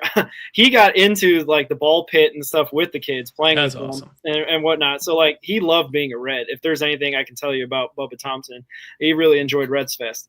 So like there's that aspect of it where and I'm sure that Spencer Steele would probably show up if he's the kids club captain. I forget already the name of that thing, but Reds heads. Reds heads, yeah. So like they'll have that aspect that's really nice of it too. And this event is for the hardcores, right? This is not for the casuals. You know what I mean? Like Ken Griffey obviously is not going to show up. He's kind of like a big timer. That if he ever does, gosh, that might be a crazy Reds Fest. But this is for the hardcores. Like I said, a guy that's always been around is Bronson Arroyo. A guy that's always been around, Sean Casey. A guy that's always been around, Danny Graves. He was there in 23 as well. So like this is kind of like for the hardcore season ticket holder type of people that really like are into the Reds, and rightly so. This is for them, right? This is for them to celebrate and get out there and show their fandom and celebrate with other Reds fans, all their other stuff, and we're planning on being there. So hopefully we can get a glimpse of some of these guys and talk to them and whatnot. We'll definitely try to hit up our minor league friends that see if they got invites, because it'd be awesome to meet up with them as well. So, it sounds like Ellie's been rehabbing a lot. Yeah, for sure. He is in Cincinnati as far as we know, except he went to Miami. Didn't he support Marte? I believe he went down there, yeah. Yeah, I think my take held up that he was there for emotional support. So thank goodness Ellie's not getting himself hurt more by doing a home run derby, even though it was for charity. And shout out to Marte for getting that home run derby championship. And yeah, I hope he makes an all-star game so he can participate, because I'd love to see that. So long as, I guess, if he gets to use aluminum bats. Well, I mean, I think he could do it with a wood bat, but I what I want more than that is to see an all-star game in Cincinnati again, just because, like, when that happened, that caused our ownership group to kind of reinvent the stadium a little bit. They put the new scoreboard out in right field on top of the moon deck, which was desperately needed. I don't know if you've ever sat in left field trying to see the score. Yes. Not easy. And, and then the riverboat in center field with the parties and stuff. We were out there for a Chatterbox event in 23, and that section, in my opinion, is the best view of the stadium. Minus, behind home plate, seat level, field level, or whatever. Diamond Club. Like, yeah. And I'm not one of the people that can sit down there. No. But if you're, as far as viewing the game, center field straight on from, it was a very awesome view. And I think I think you can get group tickets up to like 200 people or something. And it was funny because me and my wife went, and it was like supposedly supposed to have been 2 alcoholic beverages, and you got your buffet, whatever. Yeah. I had way more than 2. Like, and I wasn't the one. I was driving. I had my 2, but my wife had 7. Like it was far more than 2. I don't think they kept count. If you see where I'm getting at. It's a very, and it's there's some benches up there. You got some Francona style seats up along the wall where you can you're right along the field. But getting back to my point is getting an all-star game in Cincinnati really caused because you look at you get the event there, there's going to be a larger influx of money for the Castellini family to put into the state, and to their credit, they did that. And I guess to their credit, they've done that throughout the stadium's history. I guess we still see some minor things being added here and there, but I guess getting another one there would give us a more influx of money for the city and the team, but it also gives some of our players more of a spotlight too. through, I guess, if not just throughout the season, if like for our case in 2015, Todd Frazier, like did you see Todd Frazier as like a home run hitting player the way he did for the home run? Like, would you have seen him as like a home run derby contestant compared to the other players on that team? You know, Jay Bruce, Votto, I think Phillips was still a red at that point. Sinchuchu wasn't a red that year, I don't think. But I don't think Frazier was the guy that I had in mind being the home run derby participant. So I guess with, let's just say 2026, 2027, well, let's just say it's not going to happen, but let's just say 2027 was the Reds All-Star game. It's city. You know, Marte doesn't scream power hitter player compared to like an Ellie or I don't know. We don't have many power hitters. Steer, you know, South Stewart, but Marte hits the ball the hardest other than Ellie. And if he just gets lift on the ball, which you would do in batting practice anyway, he could be the guy he beat a lot of really good players.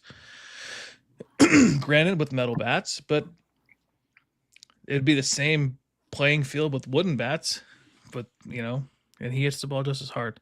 But I would love to see the city have another All-Star game too. Yeah, it was nice. My father-in-law went, and we were basically his DD. We picked him up from the game because it was crazy town, like because it's like a corporate event. Like everyone from everywhere is coming to. Yeah, a lot of media.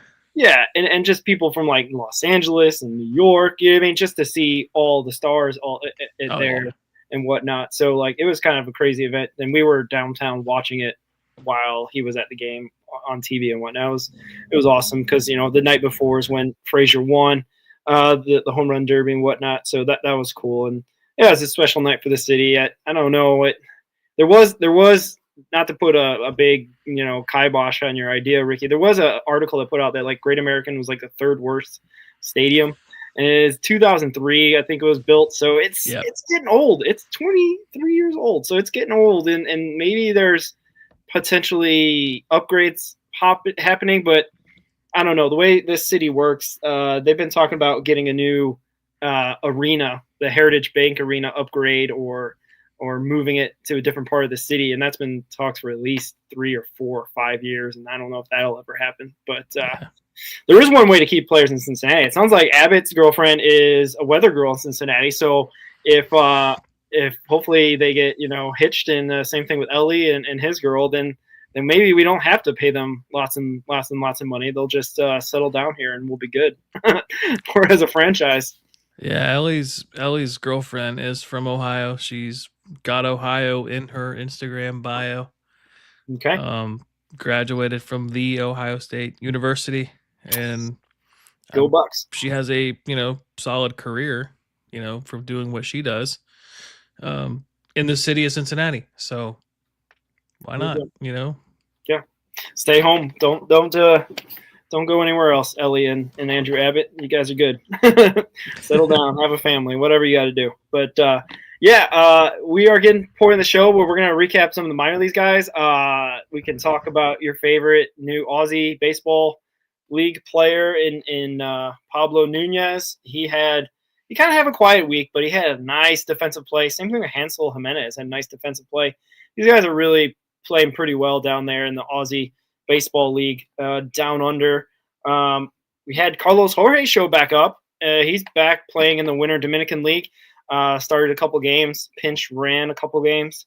We had also Ichiro Kano had a player of the game where he went 3 for 5 and had 3 or 4 RBIs. He had a pretty good game. And then what ended up happening to Kano is like he didn't start like for 3 or 4 games after that. So I wonder if he's injured or he's just not getting as much playing time as he did before. And our guy just added to the 40-man roster, Edwin Arroyo, is now playing in the Puerto Rican Roberto Clemente League.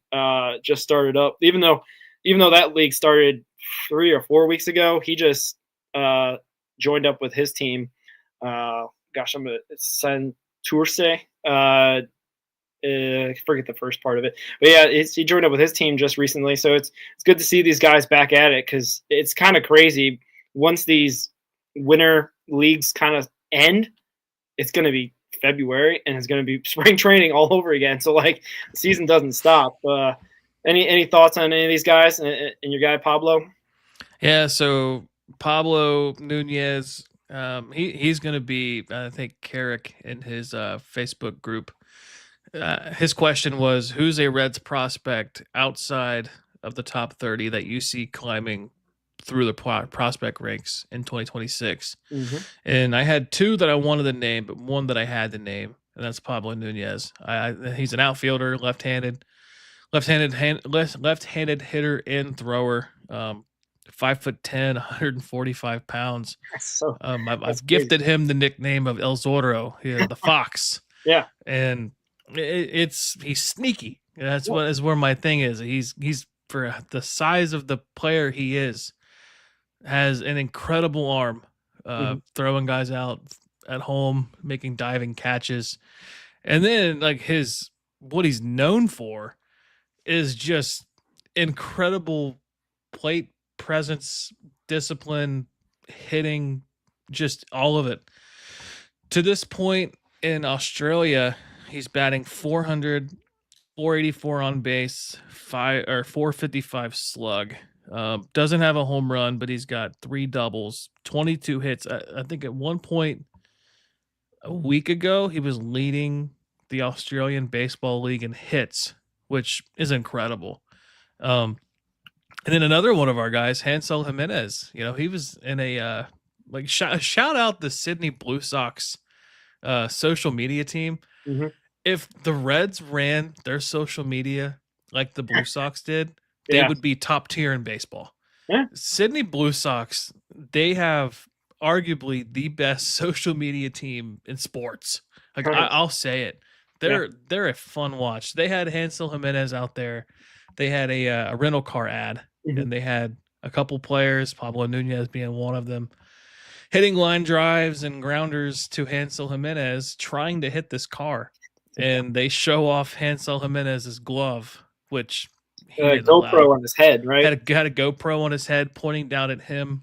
Not a ball hit the car. He's an elite.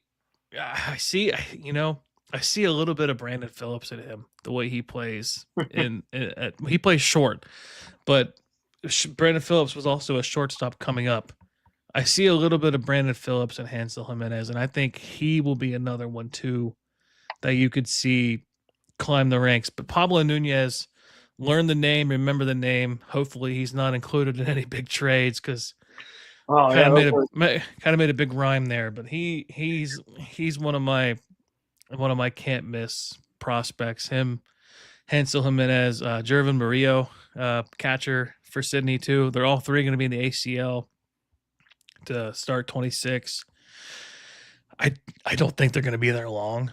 I could see them, especially if they can play the way they've been playing. I know Jimenez has a couple home runs for Sydney.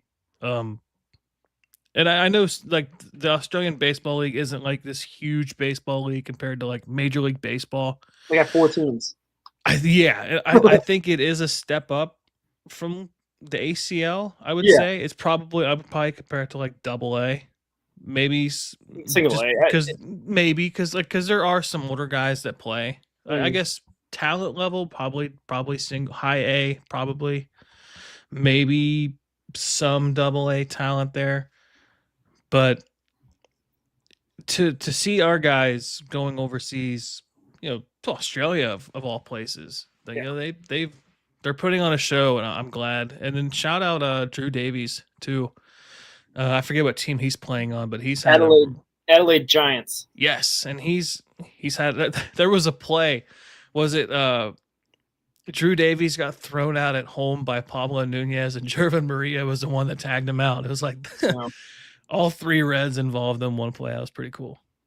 Yeah, and shout out Drew Davies as well. He's in Dayton Tortuga, right? So like he's a Daytona Tortuga. So like he's a high A talent, and he's doing pretty well as well in that league. The Giants aren't killing it. Like the Sydney Blue Sox are 12-3, and those 3 guys that you mentioned, Hervin, Hansel and Pablo have been like leading the charge and really helping their Sydney Blue Sox become the best team in the league. 4 teams, by the way. They play each other a lot. And yeah, but theirs is weird too. They play like rounds. They're not yeah, it's like basically just a series a week, a 4-game Yeah. series every week, which it gives you a lot of rest because the other 3 days, I guess they're practicing what I hope and working on their skills because our guys are 20 years old, right? And Drew Davies, I think 21 or whatnot.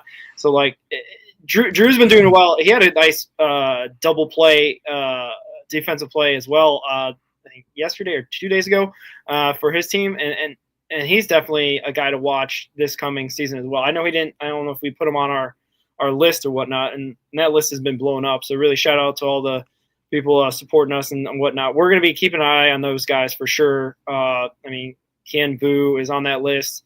Who else am I? I mean, Angel Salio and Mason Morris made, I think, our top 30. Yeah. I'm talking about the guys outside the top 30 that we'll be keeping an eye out for. You guys as well to track their progress because I think I'm kind of on the side with Carrick here is trading these young guys that are in the low A or ACL level. It's kind of it's tough because you don't know exactly what their future is going to be, but you're giving up a lot of potential. And being a small market team like we are in Cincinnati, these guys hopefully could be your future and be a big part of your future. Especially like guy Pablo Torres that we've come to fall in love with in the last couple weeks. If he can rise through the ranks and be that starting center fielder, leadoff guy that he seems to be, kind of that prototype, a TJ Friedel, maybe even plus defender, plus contact hitter.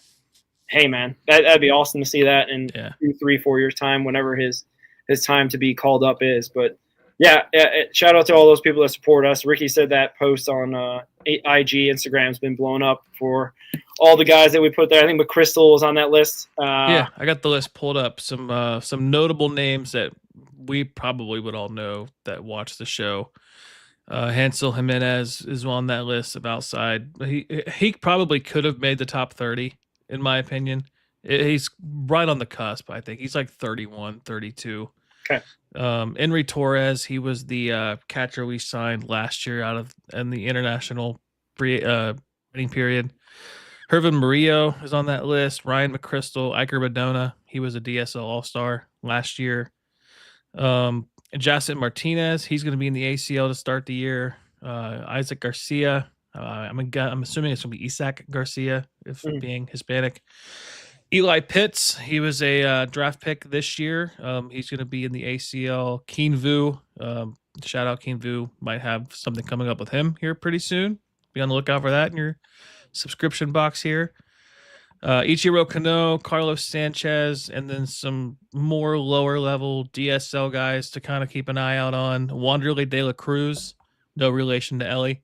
Jordan Owanyu, he's a French first baseman. We signed in the summer of 2025. And Nabel Mariano, he is an infielder, and he's going to be in the ACL. So some of those guys keep an eye out, and shout out Ichiro Kano, just crushing it. It's kind of cool seeing some of these guys that we're not used to seeing in HD. Like I'm seeing some Ichiro Kano hits, and you got a name like Ichiro Kano. I mean, man, just to hear that name, it's so many memories with both of those names, Ichiro and Robinson Cano. It's like that's a baseball name if I've ever heard one. Yeah, for sure. And another guy that I think in the Farm System Report Facebook page put out there, Kyle Henley, a guy at Daytona. Tortuga, who's 50 plus stolen bases. We're going to keep an eye on him as well. I think he's got some future 20-year-olds as well. So shout out to him. Shout out to Kyle for having a good season with Daytona. We'll definitely keep an eye out for him. But yeah, any other thoughts about minor leaguers or the winter leagues? I think we've come to the portion of the show where we get off our hot takes and figure out what we've been stewing on for the last week. What you got? I don't got anything else on the minor league guys. It's cool to see, our guys in other markets being,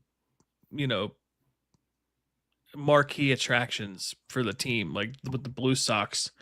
I like how you're seeing the Blue Sox team really hype up Jimenez and Murillo and Jimenez. It's really cool seeing that. Yeah, Carrick puts out there that Henley made him a fan by the way he interacted with the kids and whatnot. Yeah, he seems like a good dude. So that's great to hear. Here's a question for you, Ricky. I don't know, putting you on the spot, but you see any of the DSL guys jumping the ACL like Alfredo Duno? I honestly, I don't know if we have many guys that I would say could do that. If there was one that, if I had to say there's a shot, maybe. I know Jacet Martinez moved up to the Bridge League in the summer going into the fall. He could be a possibility in the way that Hansel Jimenez has been playing. Technically, he was in the ACL Bridge League too. I don't know. I don't think there's really a player that kind of screams skipping the ACL. Duno's just a special talent, man. He's gonna be one to remember.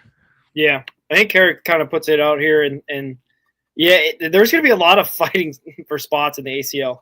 So there may be some guys that get into Daytona, or the Daytona guys might get moved up to Dayton quicker than usual because all the DSL guys that have been like Ike Rodona have been doing so well. There might not be any spots for it, and I think Carrick also pointed out on this program that the season's too short for the ACL. Like, it ends up being a situation where there's not enough time to bridge, or at least develop enough to bridge for some guys, maybe. But, I don't know if that's something that we can really fix here on this program tonight. It'd be nice they could play a little bit longer, but yeah, our ACL program is going to be great, I think, in 2026. That might be our most productive and successful part of the organization, if I had to guess. Yeah, I guess I'll give one, like, my hot take for the show. Okay. This is one we haven't really discussed, but I guess your idea from Carrick's comment kind of sparked this for me. Yeah. Looking at Duno's track record of skipping a level, I wouldn't be shocked if he skipped high A and went to double A to start the year. I don't think they'll do it, but giving the way he played in the fall league, and that's more of like double A, triple A talent, mostly in the fall league. He kind of struggled, but he got on strong late, which kind of fits his track record. And he still walked, still hit a ton of home runs. I would be shocked, but I could also see a world where the Reds say, we really like Alfredo Duno, and we don't know what we're going to have from Tyler Stevenson going 2 years from now. And the closer Duno can get there and perform, and it also gives you that safety net too, that if he does struggle in double A, you can give him another year in double A instead of he probably still struggles a little bit in high A. But I don't know. I wouldn't be shocked to see him in double A to start the year, especially if he does really well in spring training. But then I also see, like, you don't want to rush this guy either. Like, this guy's got all the talent to be, I don't want to put the pressure on the kid, but the second best catcher in the team's history. If things happen, if things get going, like Ellie has the potential to be one of the greatest Reds of all time, and in a franchise that has some of the best players of all time. And I don't think he's going to be better than Johnny Bench, but if you take away Johnny Bench, who's the best catcher in Reds history? Like, Duno could be up there in the conversation of best catcher in Reds history if things go the way it could go. But yeah, I mean, like my hot take is Duno has a really, really, really good spring training, and the Reds like what they see, and they start him out in Chattanooga. But then I wouldn't be disappointed if he's in high A. Yeah, for sure. I saw this comment. I got some thoughts from it. Shout out to Michael Parker. Thank you for watching the show. What about international free agents? There's been some information I got sent on X about. Saw that.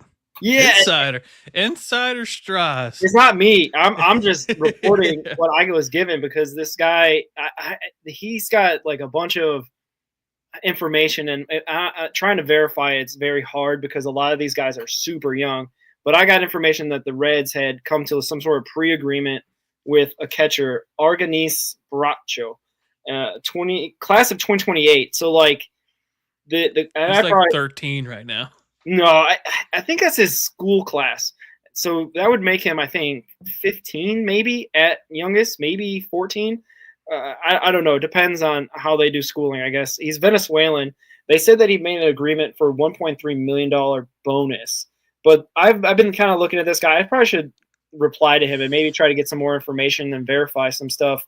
But I'm not sure if it's for this international free agent class of 2025, which ends in December 15th, I believe, or it's a pre-agreement for the January 15th starting the new international class in 2026. That I'm not so sure. Or this is just like a handshake deal that sometimes happens in these situations where they say they're going to pay this guy once he becomes of age to be signed. But then if things happen along the way, they can break the deal, which this guy, Wilbur Sanchez on X, says there's a bunch of teams that kind of do that from time to time, which is kind of the dark underbelly of some of these, South American, Dominican, Caribbean type deals that happen in these, international signings. But I'll follow up on that. But our guy Ethan also got wind of a signing that's going to happen in January when that period opens up.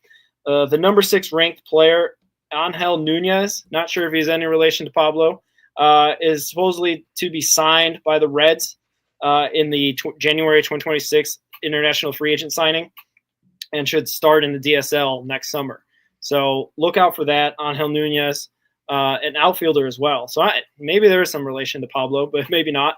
That's what I've found out so far for international free agent signings. Hopefully we'll be, Michael, Angel Nunez is well I heard of as well. That I'll follow up on the Arganis Bracho, figure out what all that's about, because that some of that intel, like, it's very hard to verify exactly where exactly that's all coming from. The guy that sent me the information seems to be legit, but you never know sometimes on this site, X, the Everything app, Yeah, so from what I've seen, from what you've shown me, is the guy seems to be kind of legit.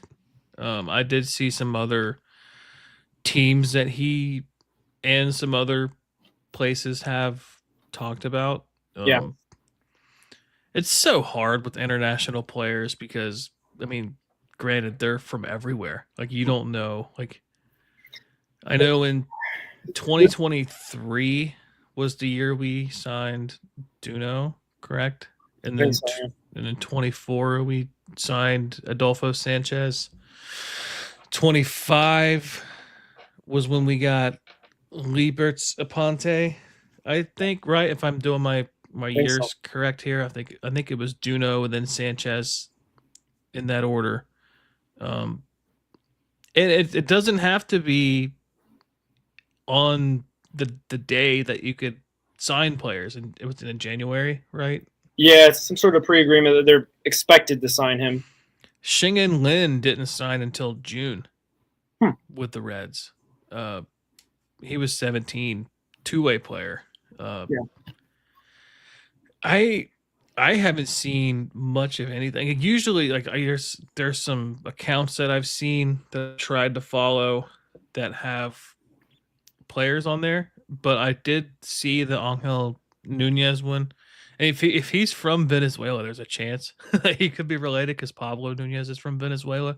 And it's granted, it's like saying somebody named Strauss is from the United States is related to you too, Yeah. But it's a very popular last name. But I don't know. I wish there was more information. I wish I knew more sites to follow to get some of this information, because that's one of my favorite things about the Reds, is because that's where they spend they usually go after top end talent in those classes. And sometimes, the way we scout, I mean, we've done fairly well in the mid to lower. I mean, look at Ellie, he was a very bottom level signing. Pablo Nunez was a mid tier technically signing. You just never know what you're going to get. You don't, like, they're kids. It's like signing a high school kid that's like basically a sophomore. You don't know what you're getting. But then, like, you have your misses. One that kind of comes to mind. I'm gonna draw a blank on his name. I think we actually follow each other on Instagram, personal accounts. Okay. Why am I drawing a blank?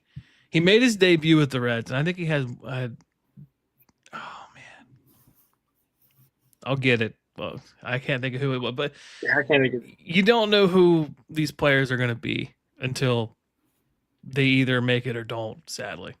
Yeah. It is kind of a risky proposition and whatnot. And Carrick's pointed out that usually handshake deals are no longer allowed. But I was seeing some stories on that Wilbur guy talking about how the deal got broken because the kid ended up being 2 years older than he said, as he reported, which is something that still kind of happens even in 2025 with some of these international players that are trying to get a contract, but, say they're 16 when they're really 18 or what have you. So it's not necessarily the most clear and above board type of business deals that happen, I think, at this point. And you're right, it is kind of hit and miss. And that could be one of the reasons as well, is that they don't turn out to be who they say they are type of situation. Yeah. So the one I was thinking of is Jorman Rodriguez. That's who I was thinking of. Okay. I think he might have been the first prospect in the Reds organization. I was like, we're the same age. So when they signed him, I was like right out of high school. So he was one of the guys that I was like, hey, this guy could be something, from Venezuela. He debuted in 2014. He only had 200 at bats, 5 home runs as a major leaguer. Wow. Sadly, career didn't pan out, but I can say I heard much about him since. But I don't know. Any other international free agency takes or whatnot? I think I got a take that somewhat related. So usually Reds Fest is in December, and that's kind of an awkward part of the year because it's usually the first weekend of December for the most part, or wherever it kind of lies in the calendar, depending on what's going on. And it's right that the winter meetings are right there. There's a bunch of other kind of stuff, Rule 5 draft, whatever, things like that. It's not really that far into free agency. So, like, you almost kind of have to sign a couple guys to maybe make the fan base a little bit more excited to come to Reds Fest. Because, Pagan is just signed. Now he can show up to Reds Fest, right? But, like, if that happened in the first weekend of December, he might not have been signed yet, for example. So I really like it to be in January. It seems to be kind of in a dead point of the season. It's about a month away from when pitchers and catchers report. So you're really kind of starting to look at like what the 2026 season is going to be. And it's also like not necessarily right, but up against any holidays, right? Because if it's the first weekend of December, it's right after Thanksgiving, and that could be a hectic point in time. Also, everyone's going shopping for Christmas and whatever. But I don't like that it's in January because now they're canceling the Reds Caravan, which is kind of a way that connects all of Reds country from, like you said, Indianapolis all the way down to as far south as they go, because Reds Nation is massive. It goes from like West Virginia down to Tennessee, down all the way up to like Columbus and as west as Indianapolis and whatnot, because there's no professional team out there. So, like, I don't know. If we're going to have Reds Fest in January, it can't be at the cost of the Reds Caravan, because that's like a a tradition as well, just as much as Reds Fest. So they got to figure it out, like in terms of they can't have one or the other. I don't want this like Bob Castellini, Sophie's Choice, where if you can't have one, you can't have the other. Like figure it out, Reds organization. Let's have both. If that means it has to be a weekend before, maybe January 10th, they have Reds Fest. Let's do that, right? It's right around Ellie's birthday. It'd be perfect. He'd be there every single year just to celebrate his birthday with, his Cincinnati girlfriend and all his other guys and whatnot. So, like, let's figure it out. Let's not have to, pick one or the other, because we went a couple of years without Reds Fest, and that kind of stunk. We understand there was some complications with the convention center. The convention center's back. Let's have both, the Caravan and Reds Fest. Let's not have us. Let's don't make us choose. Yeah, and it's like, could they not have found another venue for the 2 years? Like they act like the convention center is the only place in the city of Cincinnati or surrounding areas you could do this stuff. I think they considered the Sharonville one, which is further north. Obviously, Sharonville's like right there where 275 and 75 meet. So it's kind of like in the heart of, Cincinnati, Dayton, all the suburbs and whatnot. So they considered it. Sharonville Convention Center probably gets really busy. They got all sorts of other stuff probably going on as well. So maybe there's scheduling conflicts. And also it probably is cheaper maybe to take a couple of years off, because, they took a couple of years off with the pandemic, and I think they came back in 22. So like they took 2021 off as well. So it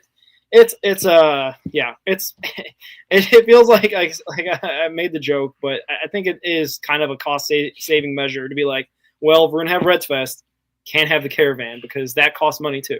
It's like, come make it. You're balancing the budget since 2013 at the same payroll, basically more or less since 2013. There's no way that you're losing money those last 13 years. Yeah. This is the infuriating part of being a Reds fan is trying to be, trying to like support this team when this team feels like they're penny pinching. Yeah, and like another thing too is like you could make the argument that the Caravan gets more fans involved because you're traveling to the fans for an event like that. I know for a while, like where I live, small town outside of Cincinnati in Indiana, like last year they added the Lawrenceburg Event Center, which is in Lawrenceburg just outside of Cincinnati. It's the closest town in Indiana to Cincinnati. They had one in Batesville a few years ago. That's in between, since that's like the perfect distance between Indianapolis and Cincinnati. Yeah. I think it's an hour and a half from there. So, you're looking at 45 minutes each way to get there for the Caravan. And you also see like Columbus gets involved, like you said. I think they go south into Kentucky, like eastern Kentucky, to get some West Virginia fans in there. Like it's not like it's a massive event like Reds Fest, but no, they're usually like about a week long. Like it's not like it's some crazy 2-month expedition across the country. It's just they travel to the fans for the fans to go meet potentially their favorite player or up and coming prospect, and it's Q&As and stuff like that too. It's not as entertaining as Reds Fest, but you still, if you're a fan of baseball and you're a fan of players, it's really nice. You can have that intimate setting more or less compared to what Reds Fest is. Yeah, for sure. Yeah, and Carrick puts in there, they usually go to Ashland, Kentucky, all the way to Huntington, West Virginia. Reds Fest is massive, and it's a huge fan base that obviously encompasses. I mean, you see the television coverage map that we have that blacks out everybody from like North Carolina, where our guy Tommy lives, all the way north to like Cleveland or whatever. So like Craig Sandlin lives in Nashville, and he's blacked out for Reds games. That's crazy, but it's anyway, that's the whole another ball of wax to kind of unfurl, figure out why that is. But here's a question from Michael Parker. I don't know if you're ready to do this. This one, I'm not too sure about the bargaining agreement, how it's going to affect minor league play. Any rumors of moving spring training back to Florida? I don't think so. The Reds I think, complex is in Arizona, so it's all they got their whole setup there yeah. in I Arizona. know they used to be in Sarasota years ago. They were in Florida. I know they've invested a lot of money in the Goodyear facility. I think it would be more or less a decision if Major League Baseball decided to do that again. But that was kind of cool when they were in Florida because they were in Sarasota. Now they're in Goodyear. I think Cleveland was in Goodyear or in Arizona, and that kind of they wanted more of a geographic aligning to where teams were. I guess I don't know. Doesn't make much sense to me why teams play in certain places, but hey, I guess being in Arizona lured Terry Francona because Arizona native. They just flew down to his house, lives right next to the facility. Yeah, and our guy Mike Ballantyne lives there in Arizona and whatnot. Isn't the complex the Joey Votto Athletic Complex in Arizona? Isn't that what it is, or is that the one in Cincinnati? I gotta get that confused because they have a. I'm not sure. So like, yeah, I think they're set for Arizona. I don't know about any swapping out minor league affiliates after the pandemic year and the 2021. Realignment of the minor leagues. I think a lot of teams are pretty set, unless there's some sort of underlying financial issues that are still going on with the minors and not being able to afford. Because I know some affiliates kind of got de-affiliated because it was just too much money to keep them. But that's way back to like 2021, which that's 4 or 5 years now. So, but less rain and less traveling in Arizona for sure. It's the place that I'm trying to convince my wife to retire. That's for sure. More baseball, more golf, less rain, less humidity. Right. So that's the place to be. But yeah. So they officially moved to Goodyear in 2010, and I guess they have a long-term commitment there. They share with the Guardians. From what I'm seeing, there you go. They left to Arizona because of tax incentives, which I don't understand how that makes much sense because Florida's pretty tax lenient too. And then Cleveland was already there, I believe. So they shared the facility. It was joined up with them. Yeah, it makes sense. It's definitely a interesting question. I don't know. Michael follows up with seems like Daytona has a lot of rainouts and less TV coverage of streaming. Doing that perhaps there's a better option.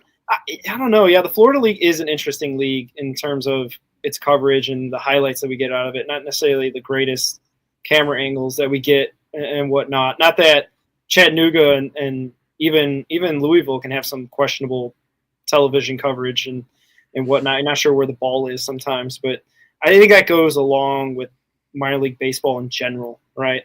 I think minor league baseball is there to be enjoyed in person. You know what I mean? It's more of a even more family friendly environment and whatnot. I mean, Carrick pointed out that Kyle Henley's pretty friendly as a minor leaguer, Daytona out there signing stuff with the fans. The same thing with the Dayton guys. My hometown team, more or less here. It's very like front facing part of the community, especially because they're smaller towns like Dayton and Daytona. So it ends up being a bigger part of the community. In Louisville, I'm sure it's a big part of their community to have the bats there. Yeah, I've seen some social media content from like the Dragons and stuff from like Carlos Sanchez being really involved with kids. And, I think Hunter Green notably has just been just an all around good person throughout his career as a pro with kids and just his hometown and stuff. I think with minor league baseball to me is, you play because you want to get to the highest level, but two, you're playing like more of an intimate setting at a ballpark, like a minor league ballpark.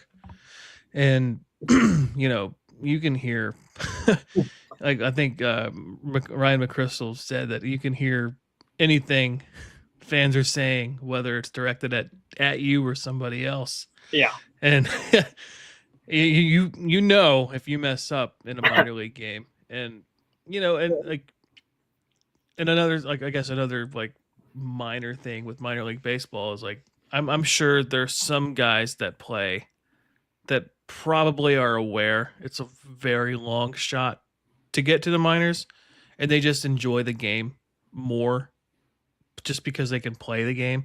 And yeah, like that deep, like, I'm not saying they're not being competitive. Like, a player like who was the pitcher the Reds had this past season who pitched in Japan? He was in AAA. He won Pitcher of the Week in 1 week.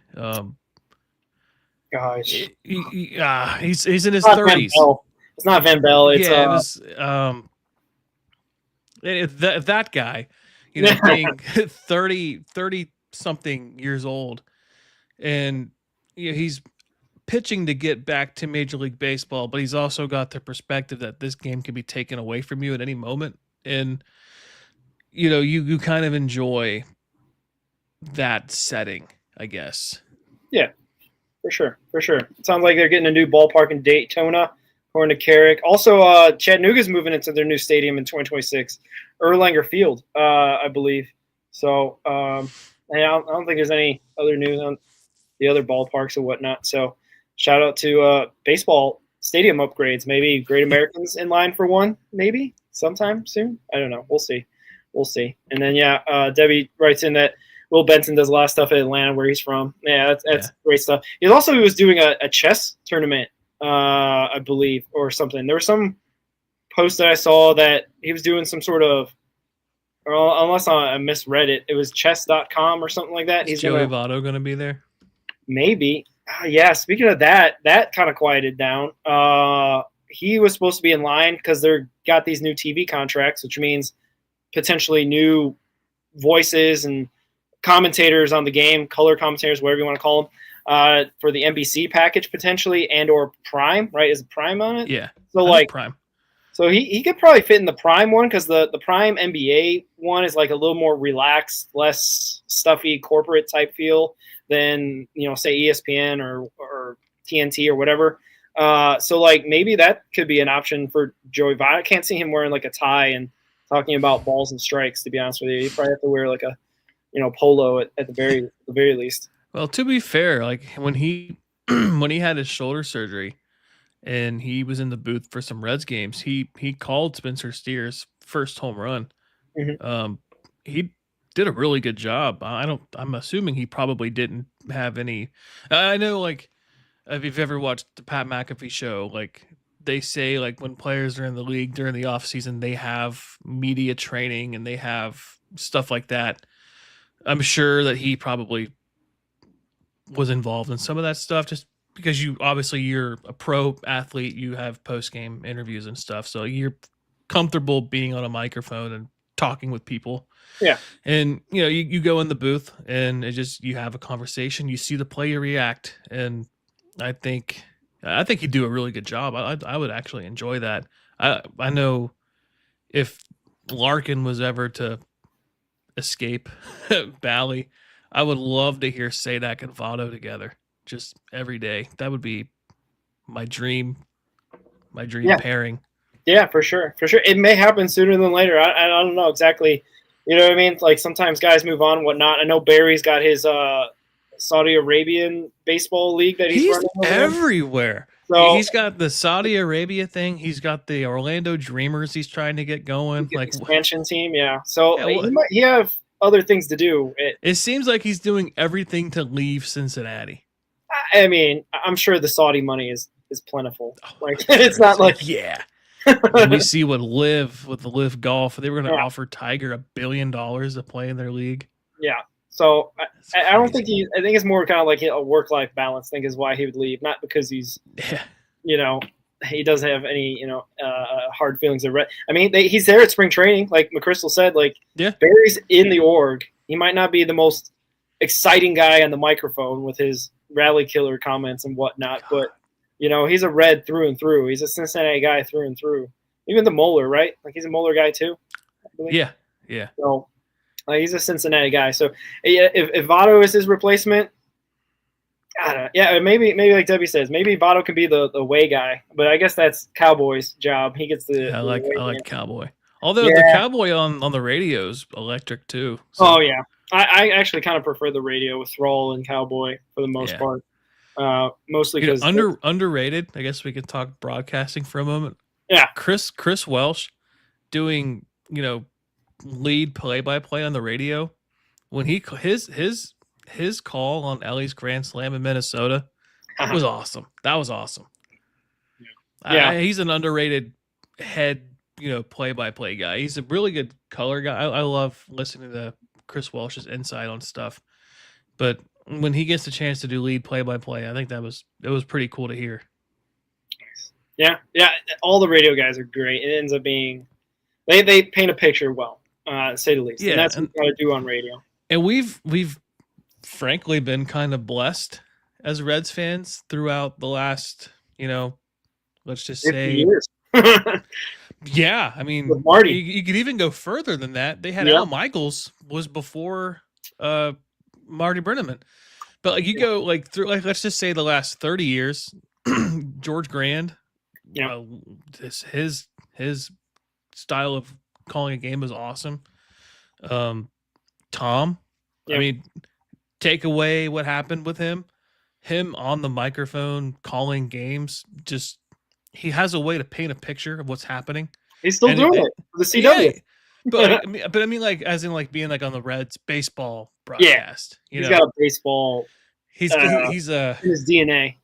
Yeah, but and then Sadak just having the electric moments that he has. If I had to give Sadak one con, which and it's not a knock against him at all, he does tend to get more in the moment of how the team's going. So if the team's struggling, you can really feel the energy down on him. But I mean, that 2023 stretch when Ellie had the cycle and the winning streak, I mean, that was Or just his first home run. He had that oh my gosh, locked yes. and loaded. Locked and loaded. That ball had a family. Yeah. Everybody knows that one. I mean, he went on the Rich Eisen show for that call. Yeah. That says something about that home run call. Yeah. But yeah, I mean, we've been blessed as Reds fans with who we've had on the microphone. Yeah, for sure. It's a storied history commemorated with a Hall of Fame and statue for Mr. Marty Brenneman out there at Great American Ballpark. One of the greatest to ever do it. He's up there with Harry Carey and anybody else you want to name. What's his name's dad? The Buck, Jack Buck. Yeah. So yeah, shout out to them. Shout out the Reds org. Hopefully we can keep Tommy Thrall and Sadak for a long time because they've been doing it well, and Brantley and all those guys and whatnot. So Tommy Thrall's pretty young too. I think he's like 40. Yeah. He's got a long road ahead of him. Yeah, for baseball. He's got a lot of years in him if it's just what he wants to do, Yeah, and he's pretty good at it. Like his home run call on Encarnacion Strand's walk off against the Blue Jays in 23, I believe. Yeah, was electric. Yeah, I remember that game because that was like one of the first Friday night games that Apple was TV. on Apple TV. So I watched it that way because I was interested. Like Apple TV, what's this? What's this about? So yeah, CES, man. Oh, boy. We gotta have another. Maybe we gotta like do a podcast about guys that have to have a prove it year. Hey, tune in next Sunday. That's good. That'll be our Sunday episode. Yeah, some guys they gotta show up or show out. Otherwise, they might be looking for a new job. What? All right. Any other takes or anything you got, Ricky? Any other? I mean, this is the part. If you've made it this far, please like, subscribe, comment, all that good stuff. We're trying to grow. We're gonna try to get you at least once a week on Sundays. We try to do. If not, Wednesday nights, we like to do that as well because sometimes there's news that happens that we need to talk about. If there is some big news, we might do some breaking news kind of stuff or at least instant reaction type things. Our guy, Football Cheese, loves doing instant reaction. He's all over the place. He's got like at least 2 or 3 videos a day, I feel like. But also check out Mike Valentine and him on Lights Out Sports Podcast on Tuesday nights, 8 p.m. Eastern time. So yeah, we're trying to grow here, trying to get better at this as well. Hopefully, we haven't had any technical difficulties in a while. So Yeah, that Ryan McChrystal episode really hit us hard. you edited it well. So if anybody that Thank you. I That was mean, if hard. anybody picked up on any of the technical difficulties, they have to be really listening in hard, and the Yeah. video as well. So yeah, but any other articles coming out or anything, Rick? None that are planned. I might write about a player here and there. I've had a couple out on Pablo Nunez. I had the Reds Fest article I put out.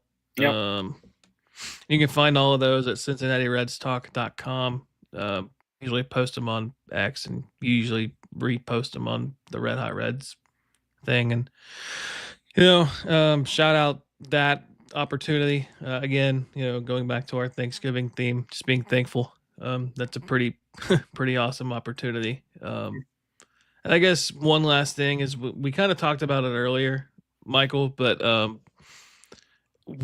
we tend to think that it's probably not going to be as aggressive as we hope.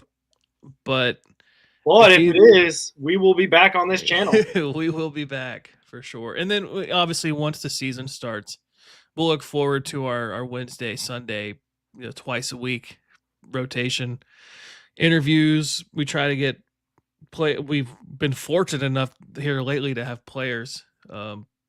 We've had Tom Berneman came on the show. James Rapine has been on the show. Reds Daily 4, Greg Kuffner's been on the show. Clay Snowden, Just Baseball, has been on the show. Tommy Bennett, who's he write for again? He writes for Ballpark Buzz, which is like a Boston-based Substack. Justin Latta, he's Locked On Guardians podcast. Yep. We're not trying to be, I guess we can probably go ahead and explain this for anybody who is a new viewer. We're not trying to be Locked On podcast. We're not trying to be, for you, the Cincinnati market, your chatterbox. We're trying to be, we're like competition, especially as being as small of a show as we are, is impossible, right? We try to bring something that they don't, and something fun, entertaining. We're not Trace, we're not Nick, we're not Jeff, we're not Steve, but we're Roger and Ricky, and we like to have conversations about the Reds, and we're growing. We've seen some subscriber counts go up. We've seen Twitter following go up. Our Instagram page is doing fairly well. Instagram's probably our second biggest following other than Twitter, just because Twitter's Twitter. But Facebook, we're on Facebook, Red Hot Reds on Facebook. The TikTok is All Gloves Off Media. I've been slacking on that one. I need to get back into that. But those are kind of hard because we're just taking clips and posting clips. But like Instagram's fun because you can post pictures, you can reshare. It's funny. A lot of younger player prospects, they're teenagers, or they might not use Twitter. So like Pablo Nunez is very active on Twitter or Instagram. Hervin Murillo is very active on Instagram. Interacting with Keen Vu, we're working out getting him on the show. We've had Ryan McChrystal on the show because of Instagram. It's a fun platform, and not only can you share pictures, you can share videos, and you can reshare. Like we found the Sydney Blue Sox social media team, like they're elite. Instagram's a really cool platform. Obviously YouTube with this being a thing. Audio platforms, Apple and Spotify. Trying to get on iHeart eventually. We're going to get that figured out. And like Carrick says, I think we just enjoy talking about, it's funny. As Reds fans, we've been taught our whole lives, future. Well, we do talk about the future and prospects, like you're not going to hear about Pablo Nunez being hyped up as much as we hype him up anywhere else. You're not going to hear about Hansel Jimenez being hyped up as much as we hype up these guys. Ryan McChrystal, like getting him, Trevor Kunsel, getting him on the show, like the really cool stuff. Trade for Austin Wins. Yeah, what do you have, like a 226 OPS plus when he was on the Reds? That was what a time that was. That was a great time. Great times in Reds history. Yeah. I definitely just echo you, Ricky. Yeah, we're trying to grow. We're trying to get more knowledgeable about this baseball club. That's the thing that has interested me the most, is what kind of Carrick's been talking about.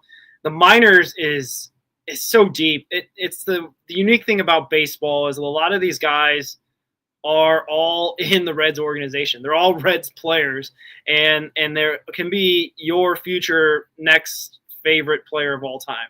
And that's kind of exciting to think about. And it's like a broken record, but unfortunately, because we're a smaller market team, we need these guys to, develop. And from what we've talked to, the small amount of players that we've talked to, the Reds organization goes about the right way. And that's what we kind of want to hear. And it comes from the top, where Tito Francona is setting the tone for the whole organization. At least like winning is contagious. The feeling of going through the work and the process is contagious. And I think McChrystal said he wanted to run through a wall after talking with Francona. So if it's all the way down there with him being a Dayton Dragon, and it's going all the way up to hopefully Ellie De La Cruz starting shortstop for your Cincinnati Redlegs, that's just exciting just to be a part of, just to cover, just to give you a glimpse of that kind of stuff, because it's not something I would have found out on my own. And not that there isn't people that cover the Reds, but it definitely is kind of exciting to kind of figure out what's going on underneath all, what's in this organization. Because like I said, there's so many guys, and we tried to highlight a bunch with our prospects list. We try to talk about the guys that, are outside looking in on that list and whatnot. And we really appreciate all the support on that. We're way no experts. I know Ricky said that I'm now some sort of Dominican or Venezuelan international free agent signing insider, but that's maybe 10 years from now, I'll be able to get my credentials and be able to get down there and figure that out. But at this time, I'm just a fan that wants to see the best for this ball club. And like I said, the people that we've interacted with, even, like Reds Daily and Clay Snowden and the Chatterbox guys, we're all pulling the same direction. You know what I mean? I know there's a lot of fans that are out there that will, they'll hate on one show because they like another show, or they won't watch Locked On because we like Chatterbox, or we won't watch Chatterbox because we like Red Hot Reds, or whatever. It's like I was doing a pregame show with Chatterbox on Fridays and Mondays, and any other day someone else couldn't do it. And there was days I would do a Wednesday show. We would do Wednesday pregame show, and then 30 minutes later, I'm hopping on here with you, and we're interviewing James Rapine. Or Sunday we went live at 8:00 or whatever, and we interviewed Nick Kirby, recorded right after. Or like the Trevor Kunsel, we interviewed him. I had a Reds pregame show for Chatterbox on that Friday. And he was already in the queue waiting for me because the time ran over on the pregame show. So it's, to me, I take this from the Joe Rogan standpoint. And granted, we're no Joe Rogan podcast, but Joe Rogan's point of view is, if you can all get along, it makes everybody better. So that's the way I look at it, is if we can spend time, like we've had Jeff Carr on the show. We've had Locked On people on the show. We've had Chatterbox people on the show. And I look at it as, if you can all get along, you all grow together. And it's just, there's nothing more that we want to see, is the more Reds content, the better. Because it gives them ideas and it gives us ideas. We can all kind of not steal, but piggyback.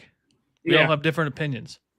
No, yeah. Everyone's got a different flavor is what I think I was thinking in my head when you're talking about that. Chatterbox has got his own flavor. Lockdown's got his own flavor, whatever. We like to have our own.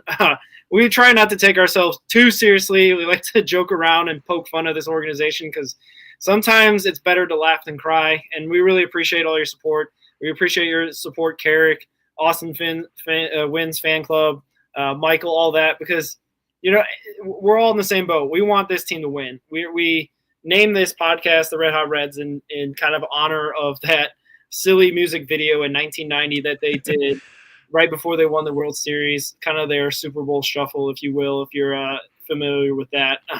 But fun fact, we were almost called Sell the Team Bob. Yeah, like you said, this is where Ricky changed the course of history, at least for this show, in terms of making us a little bit more positive. Because I like to think the Sell the Team Bob is kind of still sometimes it's still there underneath. That's our members only content. Yeah, that's the members only level. Sell the Team Bob. Yeah, sure. Yeah, that sounds good.